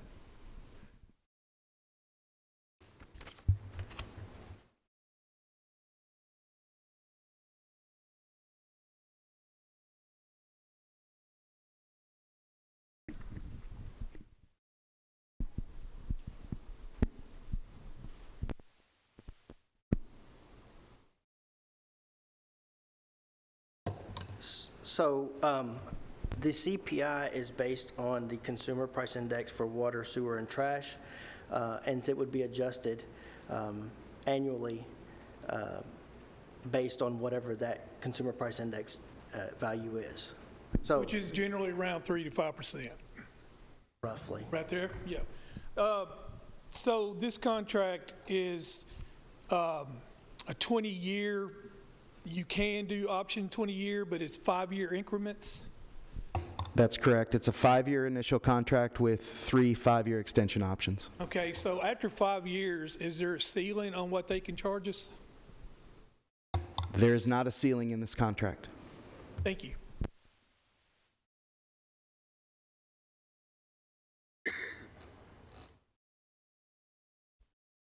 Can I, Mr. Chairman, if I could follow up on what Chairman Harris just said. So the costs that we were talking about in the contract are set for 5 years, and then they're renegotiated. Is that accurate? The costs with the CPI adjustments are set for the first 5 years. At the first 5 years, it becomes a decision between both parties whether they want to set forth and negotiate a new price for the contract. Okay, so at most we're talking, this isn't really a 20-year contract, it's really a 5-year contract. So that's a great question. So what this is a 5-year contract for the cost, but it's a 20-year promise on, frankly, a more important aspect in this, which is airspace. Okay, now can you point to me where we're guaranteed airspace? It's the three other extension options are airspace. They will take that waste during that 20-year period of time, no matter if Cedar Ridge closes and they've got to haul it, they will haul it to wherever they have, and they have holdings all throughout the United States. They will haul it at the 134-mile fuel surcharge distance, no matter where they have to take it, at the rate that we negotiate, should we decide to negotiate or agree to renegotiate after each 5-year increment. So where in this contract does it talk about, because the way I'm looking at page 3, number 2 at the top of the page. Contract can be renewed, extended for up to 3 additional terms, et cetera, upon the written mutual agreement of the parties for the same material terms or is mutually modified, et cetera. If either party doesn't intend to renew, et cetera, then there's an out with 180 days notice. The way I'm looking at that, I'm not acting as a lawyer, I'm acting as a commissioner in this context. This is a 5-year contract that can be completely, it basically requires everybody to renegotiate at the end of 5 years. What I just heard was there's an airspace guarantee that I don't see, or at least haven't seen yet. Is there an airspace guarantee that you can point me to in the contract? So let me be real clear about how this works in this industry. Okay, the contract itself. I'm interested in the contract. Say so. I'm going to use my expertise here. If you could grant me a little levity on this, the fact that 3 other extension periods are listed in this contract as options for the county is a guarantee to the county that there will be available airspace that will be negotiated for. And why is that important? I think the larger question is this. Why is that important? Because right now, in Rutherford County, we have the largest operating landfill in the state that is approaching its post-closure options according to their own admissions. At that period of time, once that landfill goes into post-closure, there will be a rush on airspace availability that will be what will be considered an every man for himself position. Then it becomes a bidding war. It also becomes a war for space, and there is limited available permitted airspace in this state. What this gives us is that seat at the table for that period of time, and it is written in the contract by means of extension. So there would never be a contract that said what I think you're wanting this contract to say in this industry that says you're guaranteed this amount of space. The way that they write it is exactly the way that it is written in this contract. I'm not asking actually for anything that I want other than what's best for Rutherford County. What I am asking is This is a 5-year contract, and is there anything extending it beyond that? The answer I'm hearing so far is no. All this stuff about seat at the table, all that kind of stuff, been there, done that. Okay, more times than I can count. All right, what I'm trying to figure out, because a seat at the table doesn't get you much, candidly, it just doesn't. I mean, if you're trying to say that this is like guaranteed airspace, I got to see it here. Follow-up question also, is that in the RFP?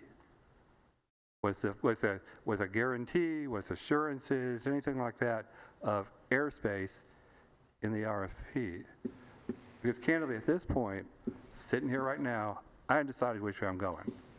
I'm trying to assess this contract, okay, just like I would assess any other contract, okay, as more of a business person than a lawyer, candidly. And from what I've heard, it's a 5-year deal. And then we renegotiate. And then anybody else kind of wants to come in, they can come in too. But I'm trying to assess this contract, and the terms all get renegotiated. Now, let me ask a follow-up or two. Going back to briefly with the chairman's indulgence,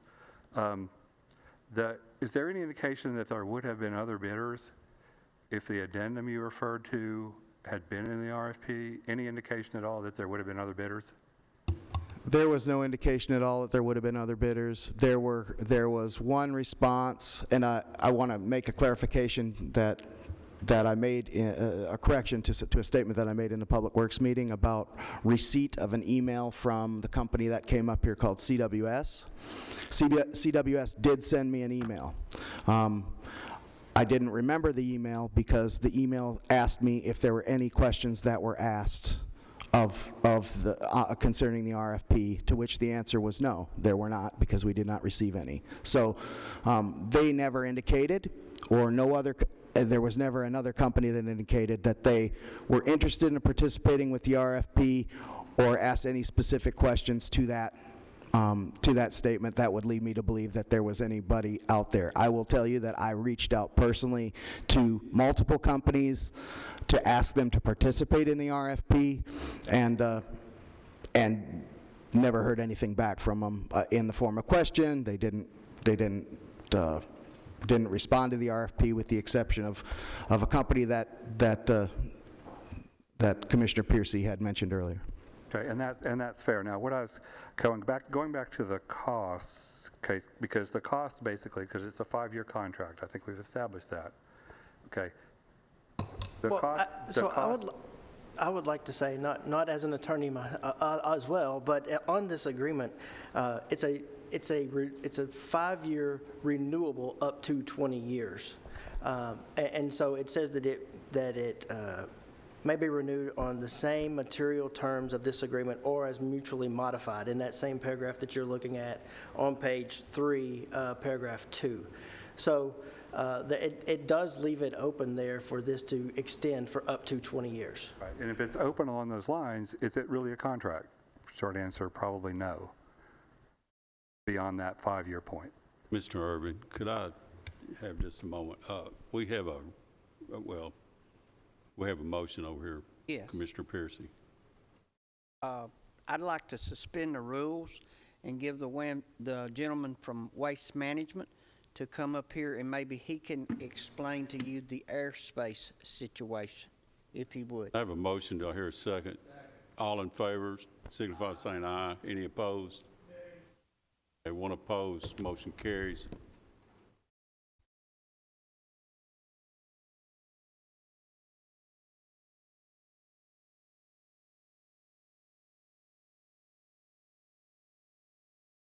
Welcome. Please introduce yourself as you come up. And Waste Management, Commissioner Piercy. Mr. Irvin has a question about the airspace for the possible next 5 years, the 3 increments of 5 more years. Is that airspace guaranteed through your contract for that? Certainly, yeah, we're in a good position, Middle Tennessee, Can you not hear me? We're in a good position in Middle Tennessee. We currently have Cedar Ridge Landfill down in Marshall County. We have plenty of airspace there with additional expansion capabilities. We also have Camden, which is a little further. But we also have a recent acquisition with White County Landfill, and we should have, I don't know, it should be open next year sometime. So we'll be able to, start accepting volume there. And we're good for, the next 10, 20 years. Yeah, Sure. and that sounds good. That's very promising. However, what I'm focused on right now is the contract. We've established, I believe, that this is a 5-year contract. It's got some extension possibilities on it, but everybody has to agree. That's right. And the terms can change and things along those lines. What I heard, perhaps misheard, is that there is some form of airspace guarantee, because I get the importance of airspace. Right. Okay, I get it that there's an airspace potential of problems out at Middle Point, and there's airspace issues kind of whenever you're dealing in this world. What I'm trying to figure out is, are there any guarantees that would, anything beyond 5 years for airspace in this contract? Specifically laid out in that contract. Right, specifically I don't laid know out if in there's the any language in there, but we feel comfortable we'll be able to handle Rutherford County's waste volume for the next 20 years. And that's great. Yeah. But is there anything specifically laid out in this contract, to use your I words? don't think there's anything specifically that has that language, but we're in a good position to handle your volume. And that's for- great. For 20 years. I think that's great. It's a mutual agreement, so, yeah. So. I'm trying to assess the contract. And we have a 5-year contract that there are no guarantees about. Okay, so I guess kind of the follow-on pieces to this, and this may relate, and I appreciate your having lots of airspace. That's what I've heard from more than one person. Okay, I get that. And I get that Middle Point is probably going to be running out of airspace at some point. But what I'm trying to figure out is, in assessing this contract, the original goal for this, in my mind, was a backup. Okay? And then if there's an opportunity, to step forward and maybe, have some operations that maybe contributed to the cost or something along those lines, that would make sense. What this seems to do is go beyond that, and I'm not necessarily opposed to that, but I'm trying to figure out, this seems to go beyond it. So since it goes beyond it, I want to figure out, how long are we good for here? And it sounds like we're good for 5 years. We're good for 5 years on cost and airspace. What I'm trying to figure out then is the cost to the county, okay, taking into account those costs, the cost to the county for that 5-year period, because nobody knows what the more than 5 years looks like. That's my guess. Nobody looks what it looks like after that. That's going to depend on market principles. We may have a seat at the table, but lots of people are going to probably have a seat at the table, and we'll have somewhat of a bargaining position because we have a transfer station and we can move forward somewhat. That was the original guaranteed, in case there was an event at Middle Point idea. But I'm trying to assess this contract, tangentially the RFP, to assess whether or not this is a good deal for Rutherford County citizens or not. So I get that there might be a short period of time, because Middle Point, I've heard, is anywhere from 2 to 4 years, something like that out, maybe longer, before there's an airspace issue, a critical airspace issue there. So there might be a little bit of space for that incremental period. But then I'm trying to figure out, okay, what after the 5 years, what happens? Okay. And then we're at the negotiating table again with you, trying to figure out, presumably, how are we going to treat it? How are we going to deal with this? Chairman Pig? Yeah, I think let me. So can I finish? Commissioner Urban. Go ahead. Go ahead. Let him answer, then come back to Commissioner Irving. Okay. Yeah, so Commissioner Irvin, it was in the RFP. It did ask for a 20-year, which we responded to in the RFP. if that's something that you want to open up negotiations and put into a 20-year, I mean, we're certainly open to, looking at something in a 20-year guarantee, if that's what you're asking. So. In other words, locking in the cost, that would be a benefit, that would be a true benefit, locking in the landfill's cost for 20 years. I'm not That's a sure different conversation there, but yeah. Yeah, that would be an interesting conversation, to say the least. Yeah, right. I get that. Okay, because what I'm trying to do is then figure out the cost of the county kind of in the current budget, and it's probably minimal, I'm guessing, and then in the out years. In the out years, basically, that we know about, 2, 3, 4, 5. Those are the only out years we know about. We can plan for, assess. That's all that, there's prior discussion about fuel charges, et cetera. Okay, but then in year 6, it's all subject to negotiation again. So I'm trying to think, why do we enter into this with some fixed costs, some costs associated with it, or do we just wait? I mean, what's the difference is what I'm trying to figure out.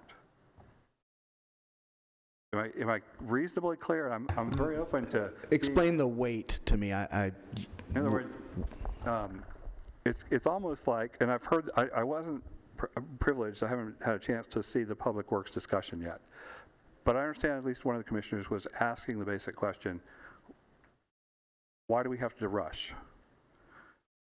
And if there's a reason to rush, I think I would be in favor of it. But right now, I'm not seeing we're only talking about probably a little incremental period.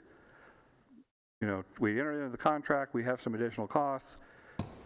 Those costs go up or down. That's kind of one of my questions for Bishop and for Eric in terms of what's the cost to the county in the current year. I know we have like a penny roughly, like 1.5, something like that of debt service, give or take, roughly a penny. So we got about a penny worth of debt service. Okay, well that was always part of the equation in my mind for the backup plan, the emergency plan for the county. But now, so we're talking really about the operating costs going forward, and I'm trying to assess the operating costs. Can we cover those with this operation? And then what happens in year 6? We're exactly where we were? And is that incremental cost worth it, basically, to pay, to have a relationship, to try you out, to get to know you better, all those kinds of things, have a seat at the table, all that kind of stuff, because we have no contracts in year 6.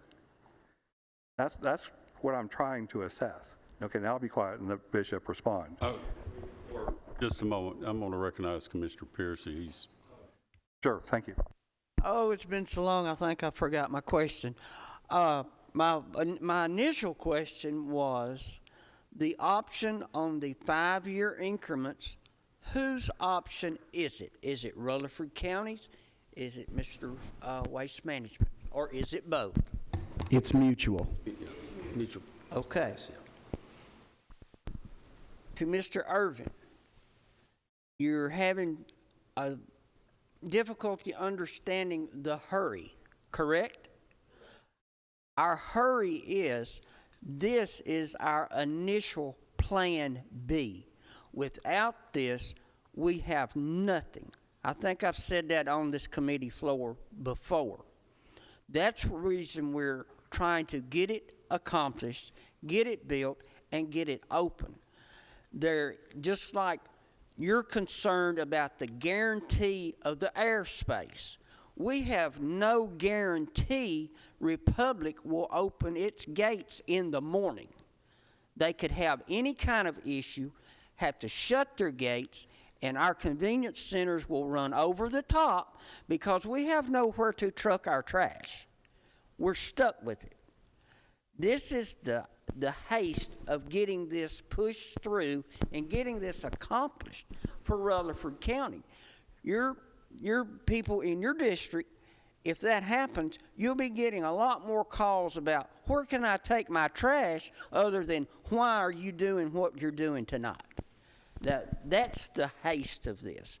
We've gone forever without a plan B, and that was our goal, to put a plan B together. We can open this transfer station if we can get this approved We're right at the goal line. All we've got to do is kick the ball across the goal line, and it's on go.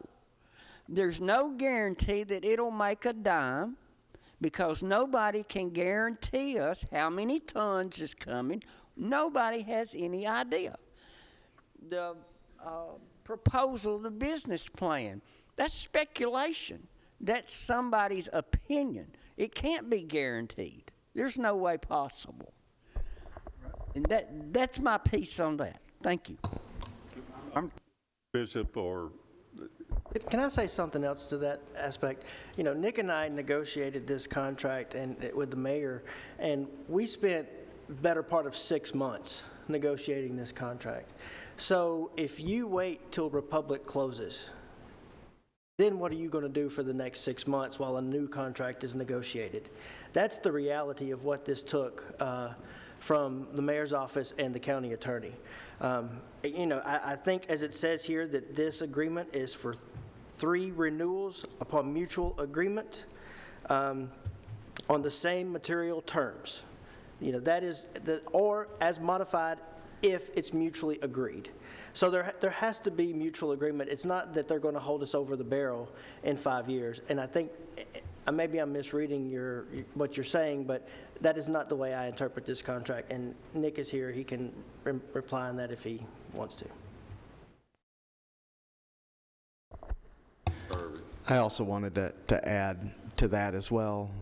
The $40 disposal fee that's offered in this contract, should this contract not be signed, because the question was, what's the urgency, that price will increase.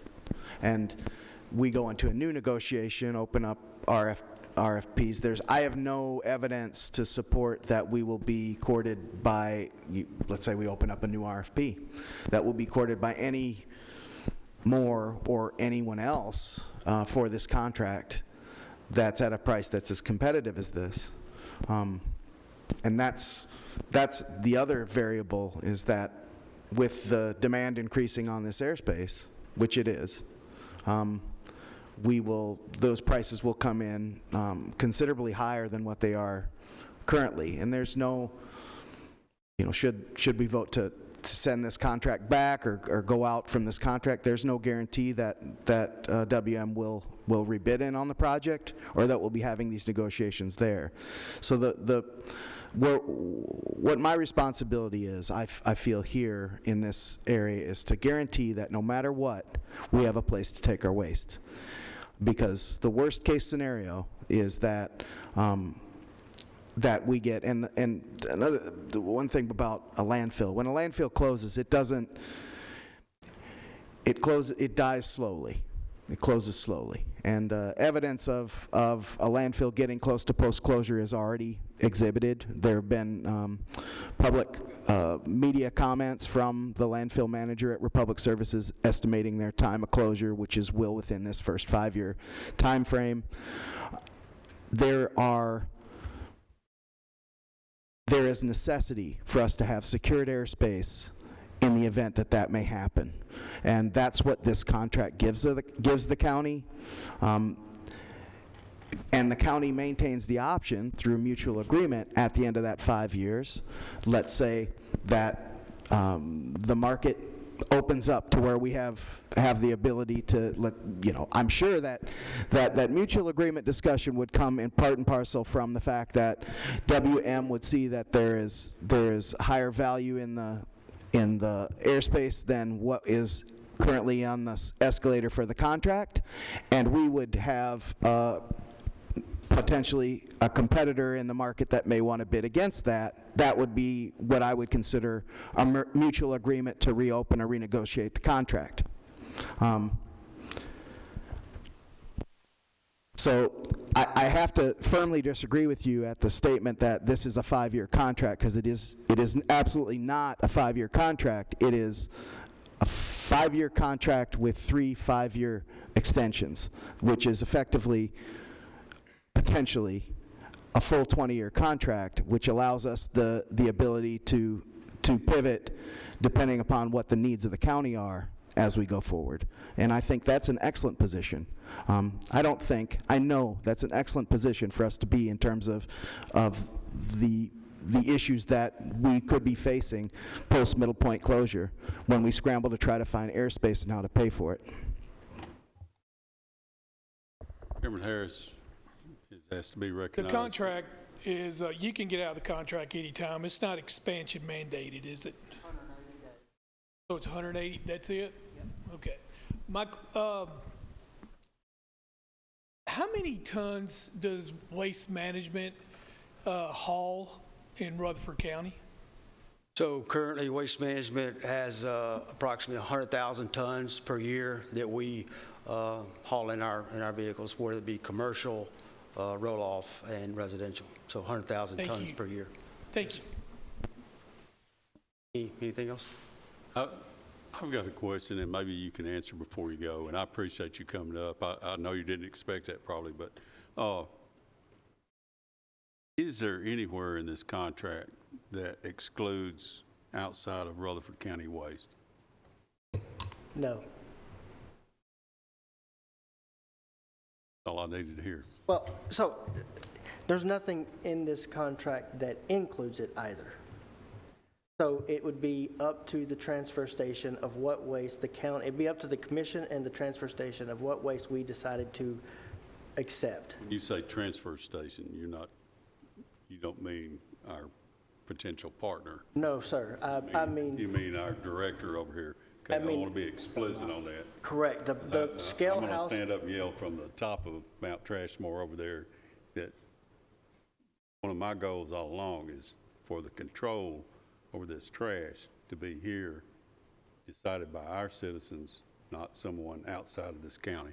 So this transfer station will be operated by the county. We have control of the scale house. We have the gate to who enters and who leaves the transfer station at all times. The only thing that Waste Management will be doing at the transfer station itself is loading the truck and hauling the trash from the transfer station. But the county still controls the operation of the transfer station. I read an interesting article about a lady that was wondering where her recycles went, and she put a AirPod, whatever you call them, GPS in her recyclables, and she found out they were going to the landfill instead of being recycled. So we could probably find out where our stuff's going if we really put our heads to it. But anyway, that was a question I had. There is nothing that precludes the county's transfer station having trash brought in this contract from outside of this county. It's my understanding from what you said, but it also does not include it. Correct. It would leave that decision to the county. Any other discussion from anyone on the committee? Of course, I haven't had a chance to look at the discussion from Public Works. I do have some questions. I looked at some of the numbers and listened to part of the podcast from Mayor Carr on WGNS, where he said the rates would be charging $150 a ton for people to come to our transfer station. I think that's really an inflated number. Run over the potential cost or profit or loss, either one of you, and yes, you can. I'm sorry. I thought I wanted the question answered about the outside trash, but thank you, sir, and thank you, Commissioner Pierce. So at Public Works, Mayor Carr presented a pro forma that had the transfer station gate rate at $102 per ton. Mr. Chairman, Mr. Chairman, yes, you've got before we get into that table, there's a couple of things that I'd like to ask clarification on, and it deals with the contract. Let me ask the committee. Is that all right? I know you're our chairman, but I want to make sure our commissioners are okay with that, and let him come back to it. I'm seeing nods around. Please proceed. Mr. Chairman, I think we're still suspended. Rules are still suspended. Well, we are back in session. Sorry. And Chairman Phillips, you're recognized.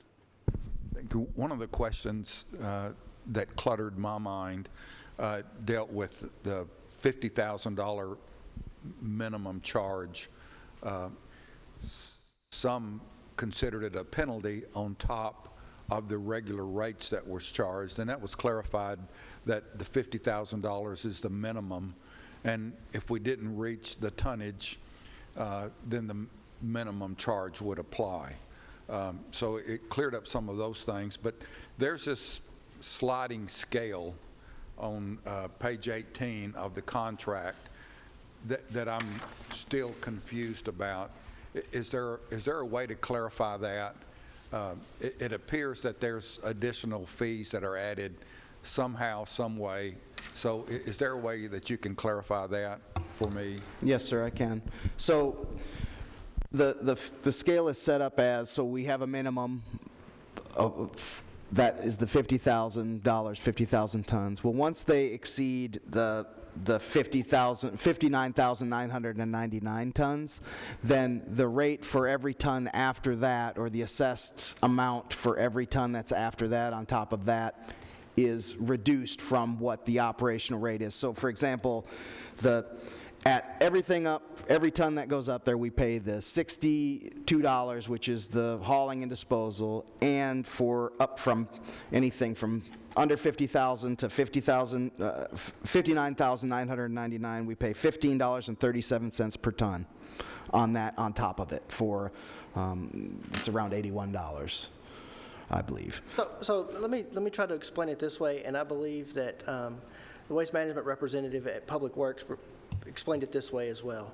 So if we, through the transfer and hauling of trash, we have spent $145,000 in 3 months for the loading, then at the end of those 3 months, there will be a true-up, and we would owe an additional $5,000. If we have spent over the $150,000, then we would not owe anything. And it would go, the rate would be based on how much the average is of the tonnage that we are loading and hauling from the transfer station each quarter.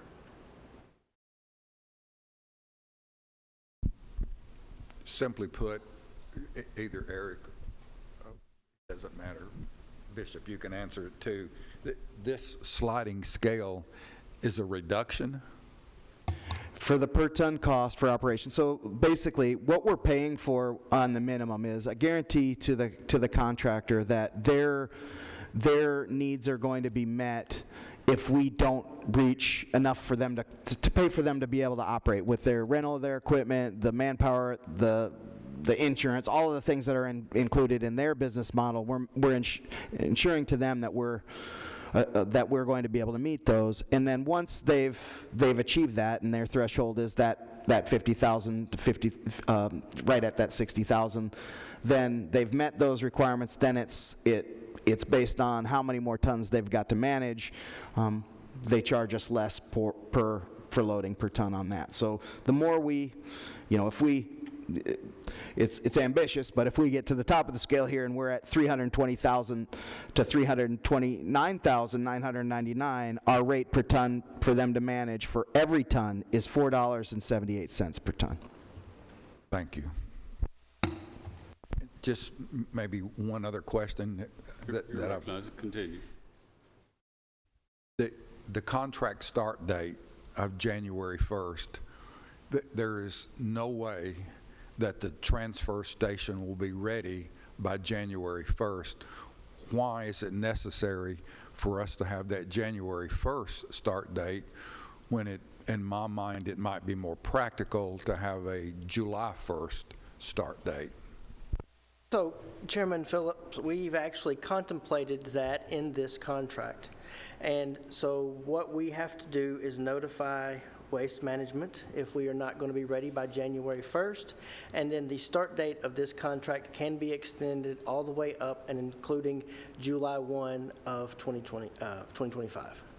So that is already contemplated in this agreement. If the transfer station is done and ready to go in March, then we can start in March, or we can wait until July 1 of 2025.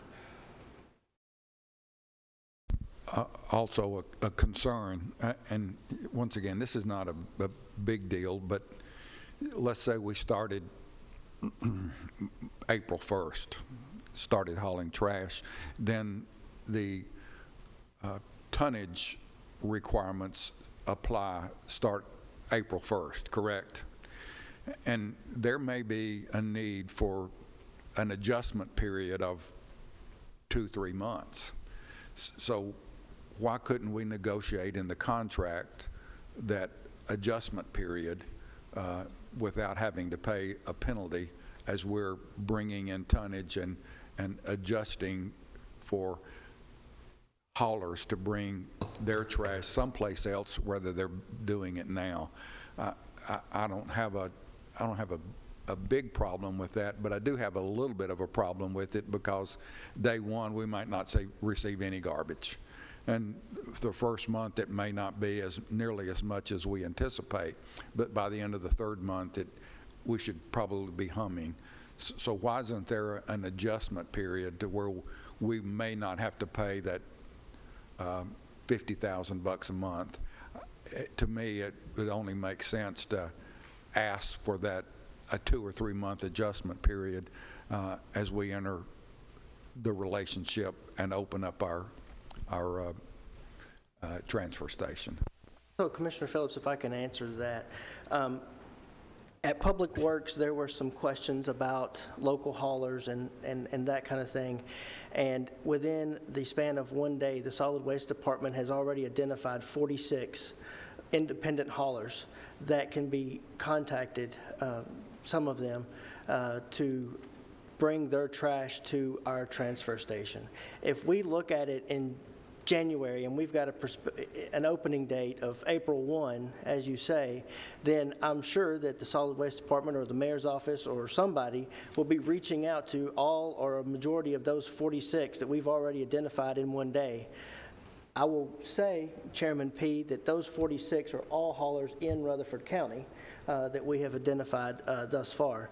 And so, you know, you're right. I don't know exactly how much trash is going to be there, but with contacting these 46 independent haulers and having them lined up and ready to go prior to the opening of the transfer station, I don't really have much concern that we would not be able to get at least 50,000 tons per year. So you got letters of intent to back that? No, sir. I said we have identified. So, but you just said you got 46 people, so you got letter of intent of those 46 people? No, sir. What I said is we have been able to identify 46 independent haulers, and that whenever it's time for the transfer station to open, that we would be contacting them, either the Solid Waste Department, the Mayor's office, or someone to try to get those. What price did you give them? I have not spoken to any Oh, of them. you're just saying they would come to Rutherford County. Is that what you're saying? Or are they going to come? They guaranteed you they're going to come to our transfer station? No, nobody's guaranteed anything when it comes to that, but they are operating in Rutherford County and collect here local trash. It's the first round of looking at who would may be interested in taking advantage of the station. Chairman Gooch, you recognize. Thank you. You said you've identified 46 independent haulers that could have an interest. As soon as this contract, if it is signed, how many days after that will y'all start looking at letters of intent? The next day. The next day. So basically, as soon as we get the contract signed, when everyone is satisfied, obviously, which hopefully those negotiations can start, letters of intent, those discussions can start in September, October. And then a significant amount probably could be secured by the time we open it, whether it's January the 1st or April the 1st. Is that correct? That's correct, and I want to be clear on the word secured too. Is that, you know, a letter of intent is that they'd be interested in using our station for sure. I think that would be relatively, given what we could provide with the station, I think we'd get that pretty easily. There'll be no contracts for haulers in place, but there will be a position where, according to be able to collect the funds, we'll work with Michael's office on trying to set up some accounts for them so that they can pay on a basis. But we can't do anything until the contract is signed. That's correct. I can't promise them. No negotiations, no conversations, because we don't have any information, secure information to give them until we sign the contract. Until we have a contract signed, we don't have anywhere to take the garbage. We don't have anything to offer them until we have a contract signed.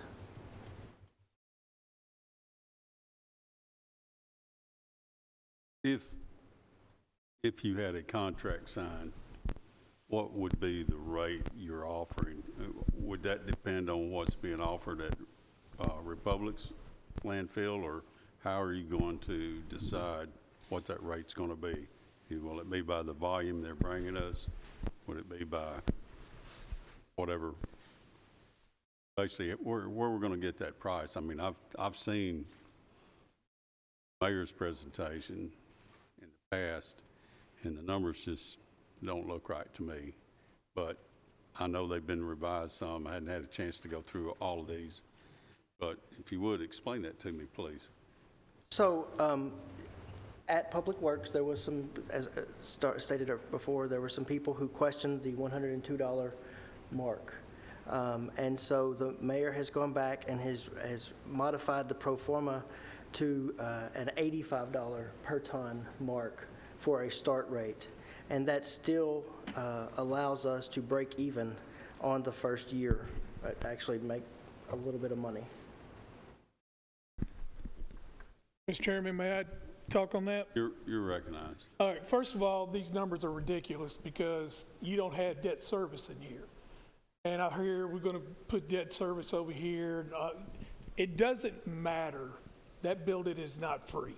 We had to pay $20 million for that building.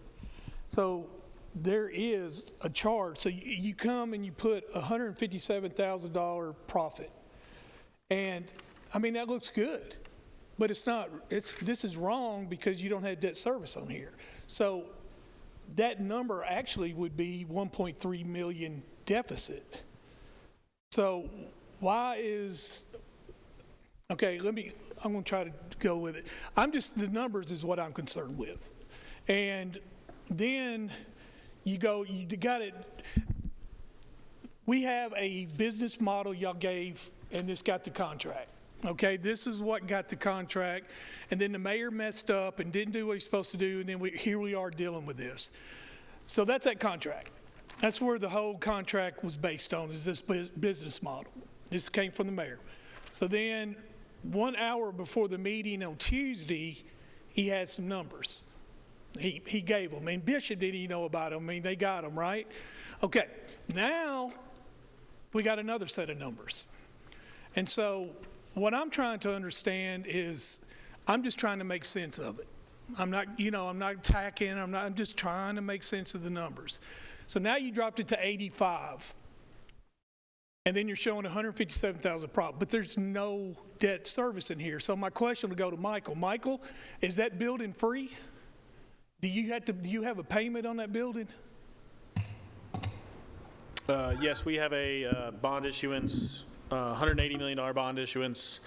If you break out on percentage basis, that bond payment annually is a $1.4 million, give or take. Okay, give or take a little bit. And that's where I'm at on that. So I think these numbers are misleading. And then, I think we said 50,000 tons. I mean, that's what the contract is. And this one says 37,500. So I'm just trying to see, Bishop, is the tonnage there? I mean, because, when Republic was up there, they said they had 38,000, and that's what all the people they got going to them, private haulers. So I'm trying to see where we can get the volume and this number reflect what it really is. I mean, I see your numbers, but they're not right because you got to have debt service in there. So to address one thing that you stated, it says 37,500. That is because this is based on a calendar year, not a fiscal year. And so year 2025 calendar year would not start because we won't have the transfer station open for at least the first few months. And there's a note out to the side that this is only based on an operation of 225 days for the year of 2025. That's why there is a reduction from 50,000 tons to 37,500 tons in that first column. But you do agree that debt service is not in here? Correct, debt services is not in here, but I don't think that we include debt services in any of our projects in the county. No. You can't have a profit if you don't have all the cost in. That's business 101. You can't show a profit if you don't have all the cost in there. So it's not 157,000, it's a 1.3 loss. So that's where I'm trying to get there. Now, Bishop, I do trust your knowledge on this. I do have a question, and it is for my knowledge, okay? Mayor's got up here and he said numerous times there's 350,000 tons of trash, okay? And and then you got here at 2029, 250,000 tons. So let's just stay with that 350. So out of that 350, Waste Management's got 100 of it already. They're not going to come to our transfer station. They got it. That's theirs. They're going to Antioch. Then Republic's got 100. The blue trucks, that's theirs. And then you got another, what do you say, specialty trash? Would you say 75, 100,000? I think around 65, 70 is for MSW. Yeah, and that can't go to a transfer station. It has to go to a landfill, right? It can be transferred and loaded in a truck. So Nissan can bring their trash to us? Yes. To my understanding, they Well, can. it depends on the size of the trucks that they bring us. If it's a roll-off style truck, we'll be able to accommodate. If it's a walk-on trailer, a large trailer that has to go to a tipping, they'll have to go directly to landfill. They'd want to anyway. Yeah. So that's a lot of trash right now that we ain't getting. So I'm trying to see where can we get 250,000. So I think the problem I have is not necessarily the contract as much as y'all's idea of trying to break even or make revenue. I think I have a problem with that more than anything. But I just believe debt service has to be included in anything. You can't put profits on here and not have all the cost. And so I think these numbers are misleading when they are in the green. They should all be in the red. But in your opinion, Bishop, can we, day one to 365 day, have 50,000 tons in the first year? I'm confident that we will achieve 50,000 tons. There is another variable that's out there that wasn't mentioned here. Is there is generated in Rutherford County another 173,000 tons of construction and demolition material that is, according to the Solid Waste Origin Report, shipped off to other counties and is not buried at Middle Point Landfill. The transportation cost for those hauls, will we get all of that waste? No, probably not, especially not initially. But the cost of driving and the time that they lose in their trucks with having to long haul up to Clarksville, for example, or to Smith County, or to a county that's an hour or longer away, we would be a real appealing option to them, even at a higher price point than what they would pay, because they would save in time and money on logistics. The other factor is that of that 100,000 tons that is managed by WM that's generated here as well, they would have options to come to our transfer station as well to meet those minimums on the 50,000. And I think that is where I'm basing my guarantee in confidence that we would be able to meet those minimums. And as to the debt service question and the total cost, this, as I understand a pro forma, it's about the performance of the structure, not the payment of the structure. But I don't disagree that in a full cost accounting method you would take into effect the debt services. However, it is important to understand that the operational costs in the solid waste department are not paid for through the same mechanisms that debt services is paid for. So there would be another step that would be involved in how do we approach that, and that would, if I could just Yes, that's why it was left out of here, but you're not wrong in the fact that there is another cost that is associated with this. But I have to agree with Eric. The cost of buildings that we pay for, schools, any other building that we pay for here in the county, they're paid for so that we can utilize them for the benefit of the county. And if we're focusing on what does this do as far as for every ton of waste that we take over the scales, are we going to be able to cover that cost, or are we going to be operating at that level at a loss? I feel confident that we won't be on that aspect. And I think there's another important point to make here, and that is the $1.4 million per year is going to be paid whether we have a contract and an operational transfer station or not. Having a contract and an operational transfer station only gives us the opportunity to offset some of that cost, because the $1.4 million, $20 million bond has already been made, and it has to be paid. I mean, I agree with that, but it's still misleading, Eric, because you gotta put all cost in here before you put a profit margin down here. So it's done, this number, I don't want people looking at this and go, damn, we can make $5 million, and we got to find 250,000 things of trash, you know? And look, Bishop, I get what you're saying, man. I ain't on you at all. I'm just saying I don't believe in these numbers. Now, that's all I got to say. Commissioner Harris, if I could clarify one other thing. This pro forma anticipates a middle point close date of July 1 of 2027. And so when you see the numbers and the amount of tonnage going up dramatically, that is in anticipation of a closed middle point landfill.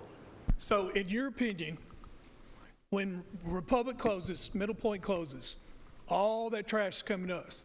You don't think they're going to build a transfer station and get all that trash? You think they're just going to give revenue away? I mean, do y'all think that they're just going to say, hey, go get them, Rutherford County, we're done? No, absolutely not. They're going to honor and manage their contracts the same way any waste company would. However, there are some tons that are coming through there now that are contracts that are based off of ease and location, that the logistics to hauling them to another location or to a Nashville facility may outweigh the benefit for them. And again, you know, there's no guarantees on exactly the number we're going to get, but you know, we do have some options as a county to provide a service that is appealing to the market, as well as it potentially could help other, you know, maybe upstart hauling companies or collection companies locally, I would hope, start some businesses here. The other thing to keep in mind as an attraction to a transfer station versus a landfill, for example, is they don't have to suffer as much physical damage that just, and I'm not picking on any landfill in particular, just the nature of driving on top of trash, you have damage that gets caused. In fact, an example is right now, today, Rutherford County Solid Waste is replacing a fuel tank that on Saturday was punctured. The cost of the fuel tank repair, and we're doing all of it in-house. We just bought the part and brought it in on our good contract deal that we have for parts, is $3,300. I've replaced 3 fuel tanks for puncture as operation. Then I had a tow bill that was on top of it, which was in that was included in that $3,300 as well.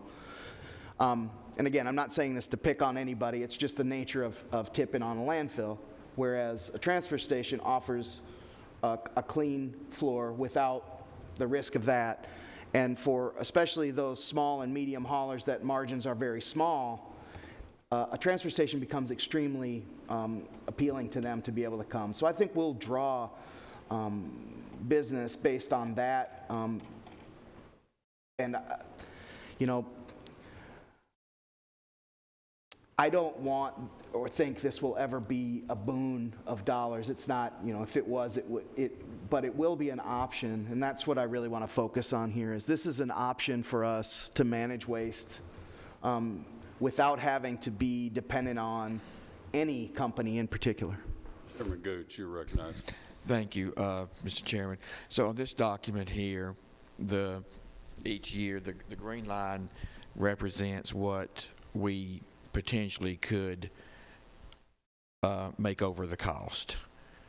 So in other words, on year one, 2025, you've got the revenue, the expenses, and then the profit would be $157,225. Am I reading that report correctly? Yes, for the operation of For the transfer operation, station. and of course that figure moves up in subsequent years. So knowing the fact that we're paying for the debt service anyway, regardless, okay, on this, the money that's in the green line, let's say that in this case the $157,000, and it moves up to $800,000 the next year, what would that money be used for? Where would that go? So I will pitch this to Michael because I don't want to state it incorrectly, but my understanding is that all of the funding for Bishop's budget comes, okay, never mind. Can you I'll let repeat him your talk. question to me? Well, I kind of already know the answer. I don't have this in front of me. If you'll repeat your question to me. So you have this document? Just now. I have it in front of me. So let's just look at the second year. The projection is that the revenue, the income would exceed expenses by $800,000. Mm-hmm. Okay. So that money, now this is outside of debt service, and we got to pay the debt anyway. So that money stays into solid waste. Yes and no. And let me explain on that and expand. It will have to be used for solid waste purposes, but it is highly likely that we're going to have to open what's called an enterprise fund, which we do not currently have. That fund number will end up being 206 or 207. I don't know it's one of those two numbers. We'll have to open an entirely new fund. And so there are several counties that operate on this model because you're running a business type entity. And so it'll have to be used for solid waste purposes, but it's not going to go into the typical 116 that Bishop's used to having. There's some other requirements that come with that. But it'll be used for solid waste purposes, but it's not going to go into the solid waste budget that you're normally used to seeing every year at the budget. We'll more than likely have to open a new fund. But it would go to support the operating cost of solid waste outside of the transfer station. That's correct. And so other monies other funds that's going into the solid waste account, such as sales tax, Mm-hmm. what could we do with that money? And let's say it's $800,000. So over time, you could shift that back to a couple places, one being the general fund, the other fund off the top of my, but you could shift that to some other funds, yes. So it could go support the fire department? Yes, in the general fund, yes, that's correct. It could go to support the sheriff's department? Yes, I would highly recommend you would do the fire department or something like that. I'm just saying it for an example. Yeah. Mm-hmm. It could go to support the courts? It could go to the general fund, so that anything in the general fund is... Okay. And so I know that with Commissioner Harris and Phillips and others, for several years we've been looking at ways to generate more money for the taxpayers outside the property tax. And so I guess my question, is this one way? Does that kind of suit that purpose? Is that this added income, this fund, could alleviate other funds going into solid waste, such as sales tax, that could go to alleviate a potential property tax increase in the future? It is an option, yes. Mr. Piercy, you recognized. Rolling this conversation back about 30 minutes, we were discussing the gate fee, and we have discussed that in Public Works pretty lengthy. And I believe our gate fee, we have agreed that we'll have to match Republic's gate fee. We can't be competitive. When you say match, you're saying whatever it is, it would be? Right. Okay. We can't compete. Oh, and still honor the contract that we've got with Republic. I understand now. Okay, thank you. Chairman Harris, you're recognized. So, Michael, where does the money come from when we lose money?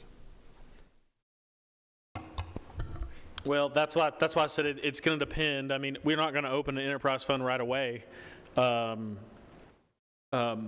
ultimately, right now, it would come from 116's fund balance. If you lost money in the fund as a whole, So it would come from the reserves of the solid waste fund right now.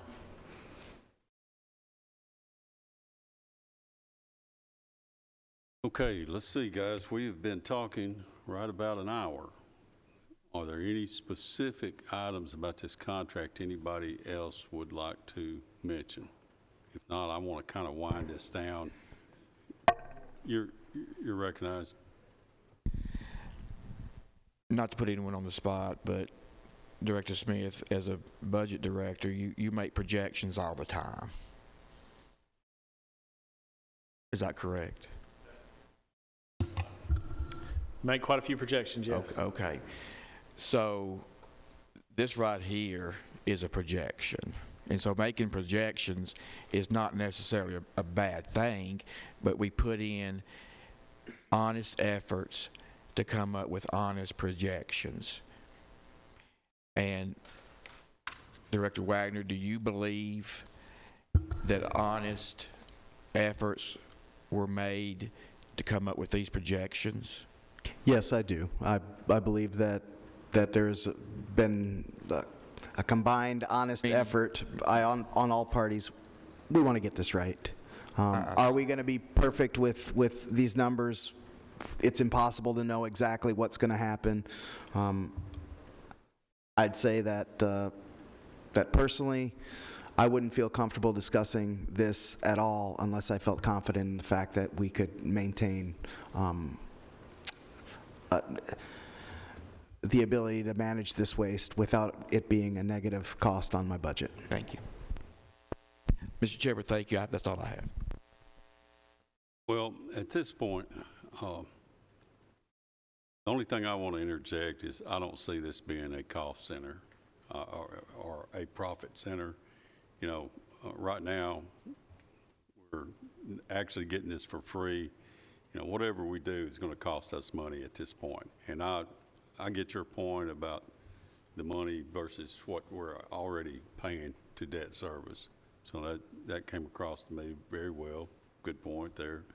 You might want to take up attorney services in the future. No, but at this point, I want to ask the committee: does anybody want to make a recommendation in the form of a motion to send back to purchasing from this committee? And if there is, if y'all want to make a vote, we'll make a vote. I'm seeing heads shaking. Let me see a show of hands. Who wants to make a vote, or does somebody want to make a motion? We'll put it that way. If not, and I mentioned before, we do not have to come out of this committee with a recommendation. I'd like for that because that's what purchasing is asked for. You are the chairman of this committee. Do you feel like it will have any influence on where it's going, whether we do or not? Speaking personally, being on purchasing, the reason I wanted to come here was to vet these numbers. You know, a lot of the numbers are changing, have changed. You know, what I've heard and what I'm seeing tonight, you know, there's still some movement there. And like you said, well, like I said, I was hoping that we could get a recommendation from this committee one way or the other. Say yes or no. We don't have to do that. You know, like I said, I'm saying that's for the purchasing committee's help. And, you know, we've got 4 members of purchase sitting in here. We're all been listening to these numbers. So I think we got a good idea of what's going on.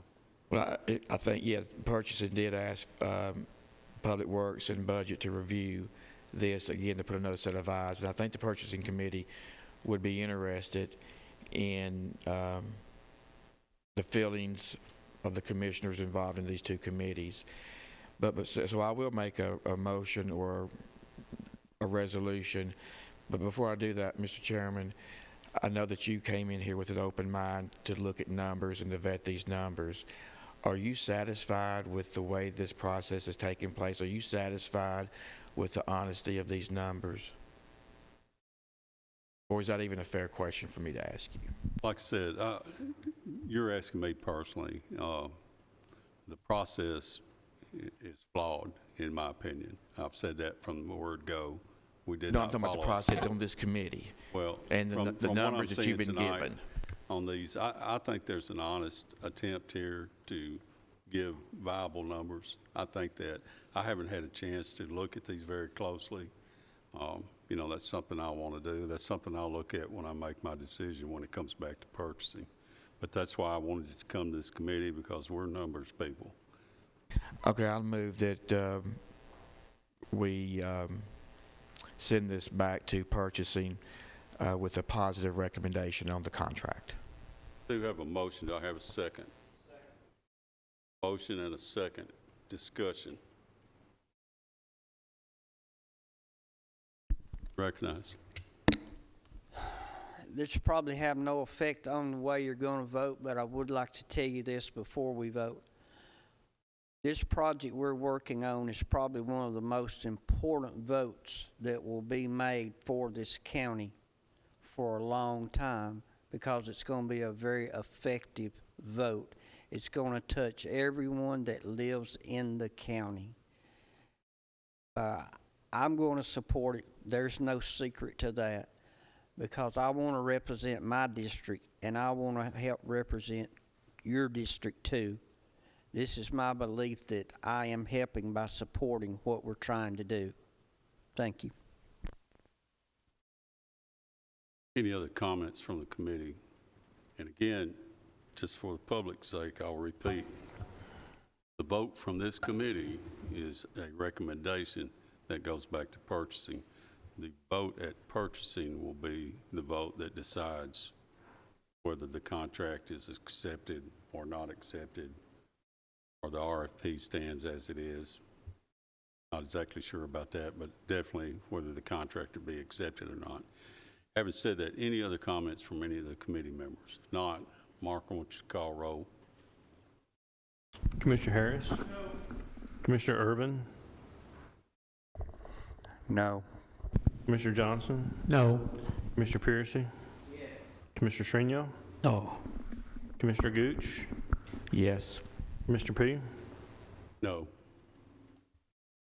And as I said, that is a recommendation that's going back to purchasing. That is not a vote tonight on whether this contract is approved or not. Now, you thought we were through for the night. We have other business to discuss, and Michael or Mark, you guys can be excused. If I could interject just one thing, Mr. Chairman, please. You're recognized. If you still have questions or any doubts that you feel like that could be answered, if something wasn't answered between now and Tuesday, would you please reach out to the mayor, the finance director, chief of staff, just Director Wagner, to get any other questions you may have. That's just my ask, is that if you got still some strings hanging that you need answering, please reach out. And I certainly will. There's actually somebody in this audience out here I'd like to talk to, if they'll hang around for a minute or two, and I'm not naming names.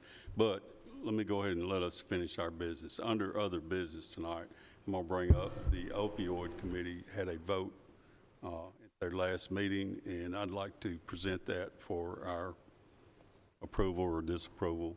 Michael, have you got it? Or okay. So I believe the opioid committee met this afternoon before this committee met, and they approved money, and I'll read them out, and then I'll read the accounts since y'all don't have it in front of you. They approved state abatement opioid funds for $162,510 for volunteer behavioral health for the reimbursement of 2 behavioral health liaisons, $24,491 to Doors of Hope for the reimbursement of part-time volunteer and alumni coordinators, and $102 for the update of the Rutherford County opioid website. So that is a total of $187,103, and that would decrease restricted fund balance for public health and welfare by $187,103, and increase the county general fund 55,170,599 other charges in the amount of $187,103. Any questions about the budget amendment there from the opioid committee? Not, I have a motion. Do I hear a second? And a second. Any discussion? Call roll, Mark. Commissioner Harris? Yes. Commissioner Irvin? Yes. Commissioner Johnson? Yes. Commissioner Piercy? Yes. Commissioner Strino? Yes. Commissioner Gooch? Yes. Commissioner P? Yes. Motion carries. Thank you, gentlemen. Being no further business, we're adjourned.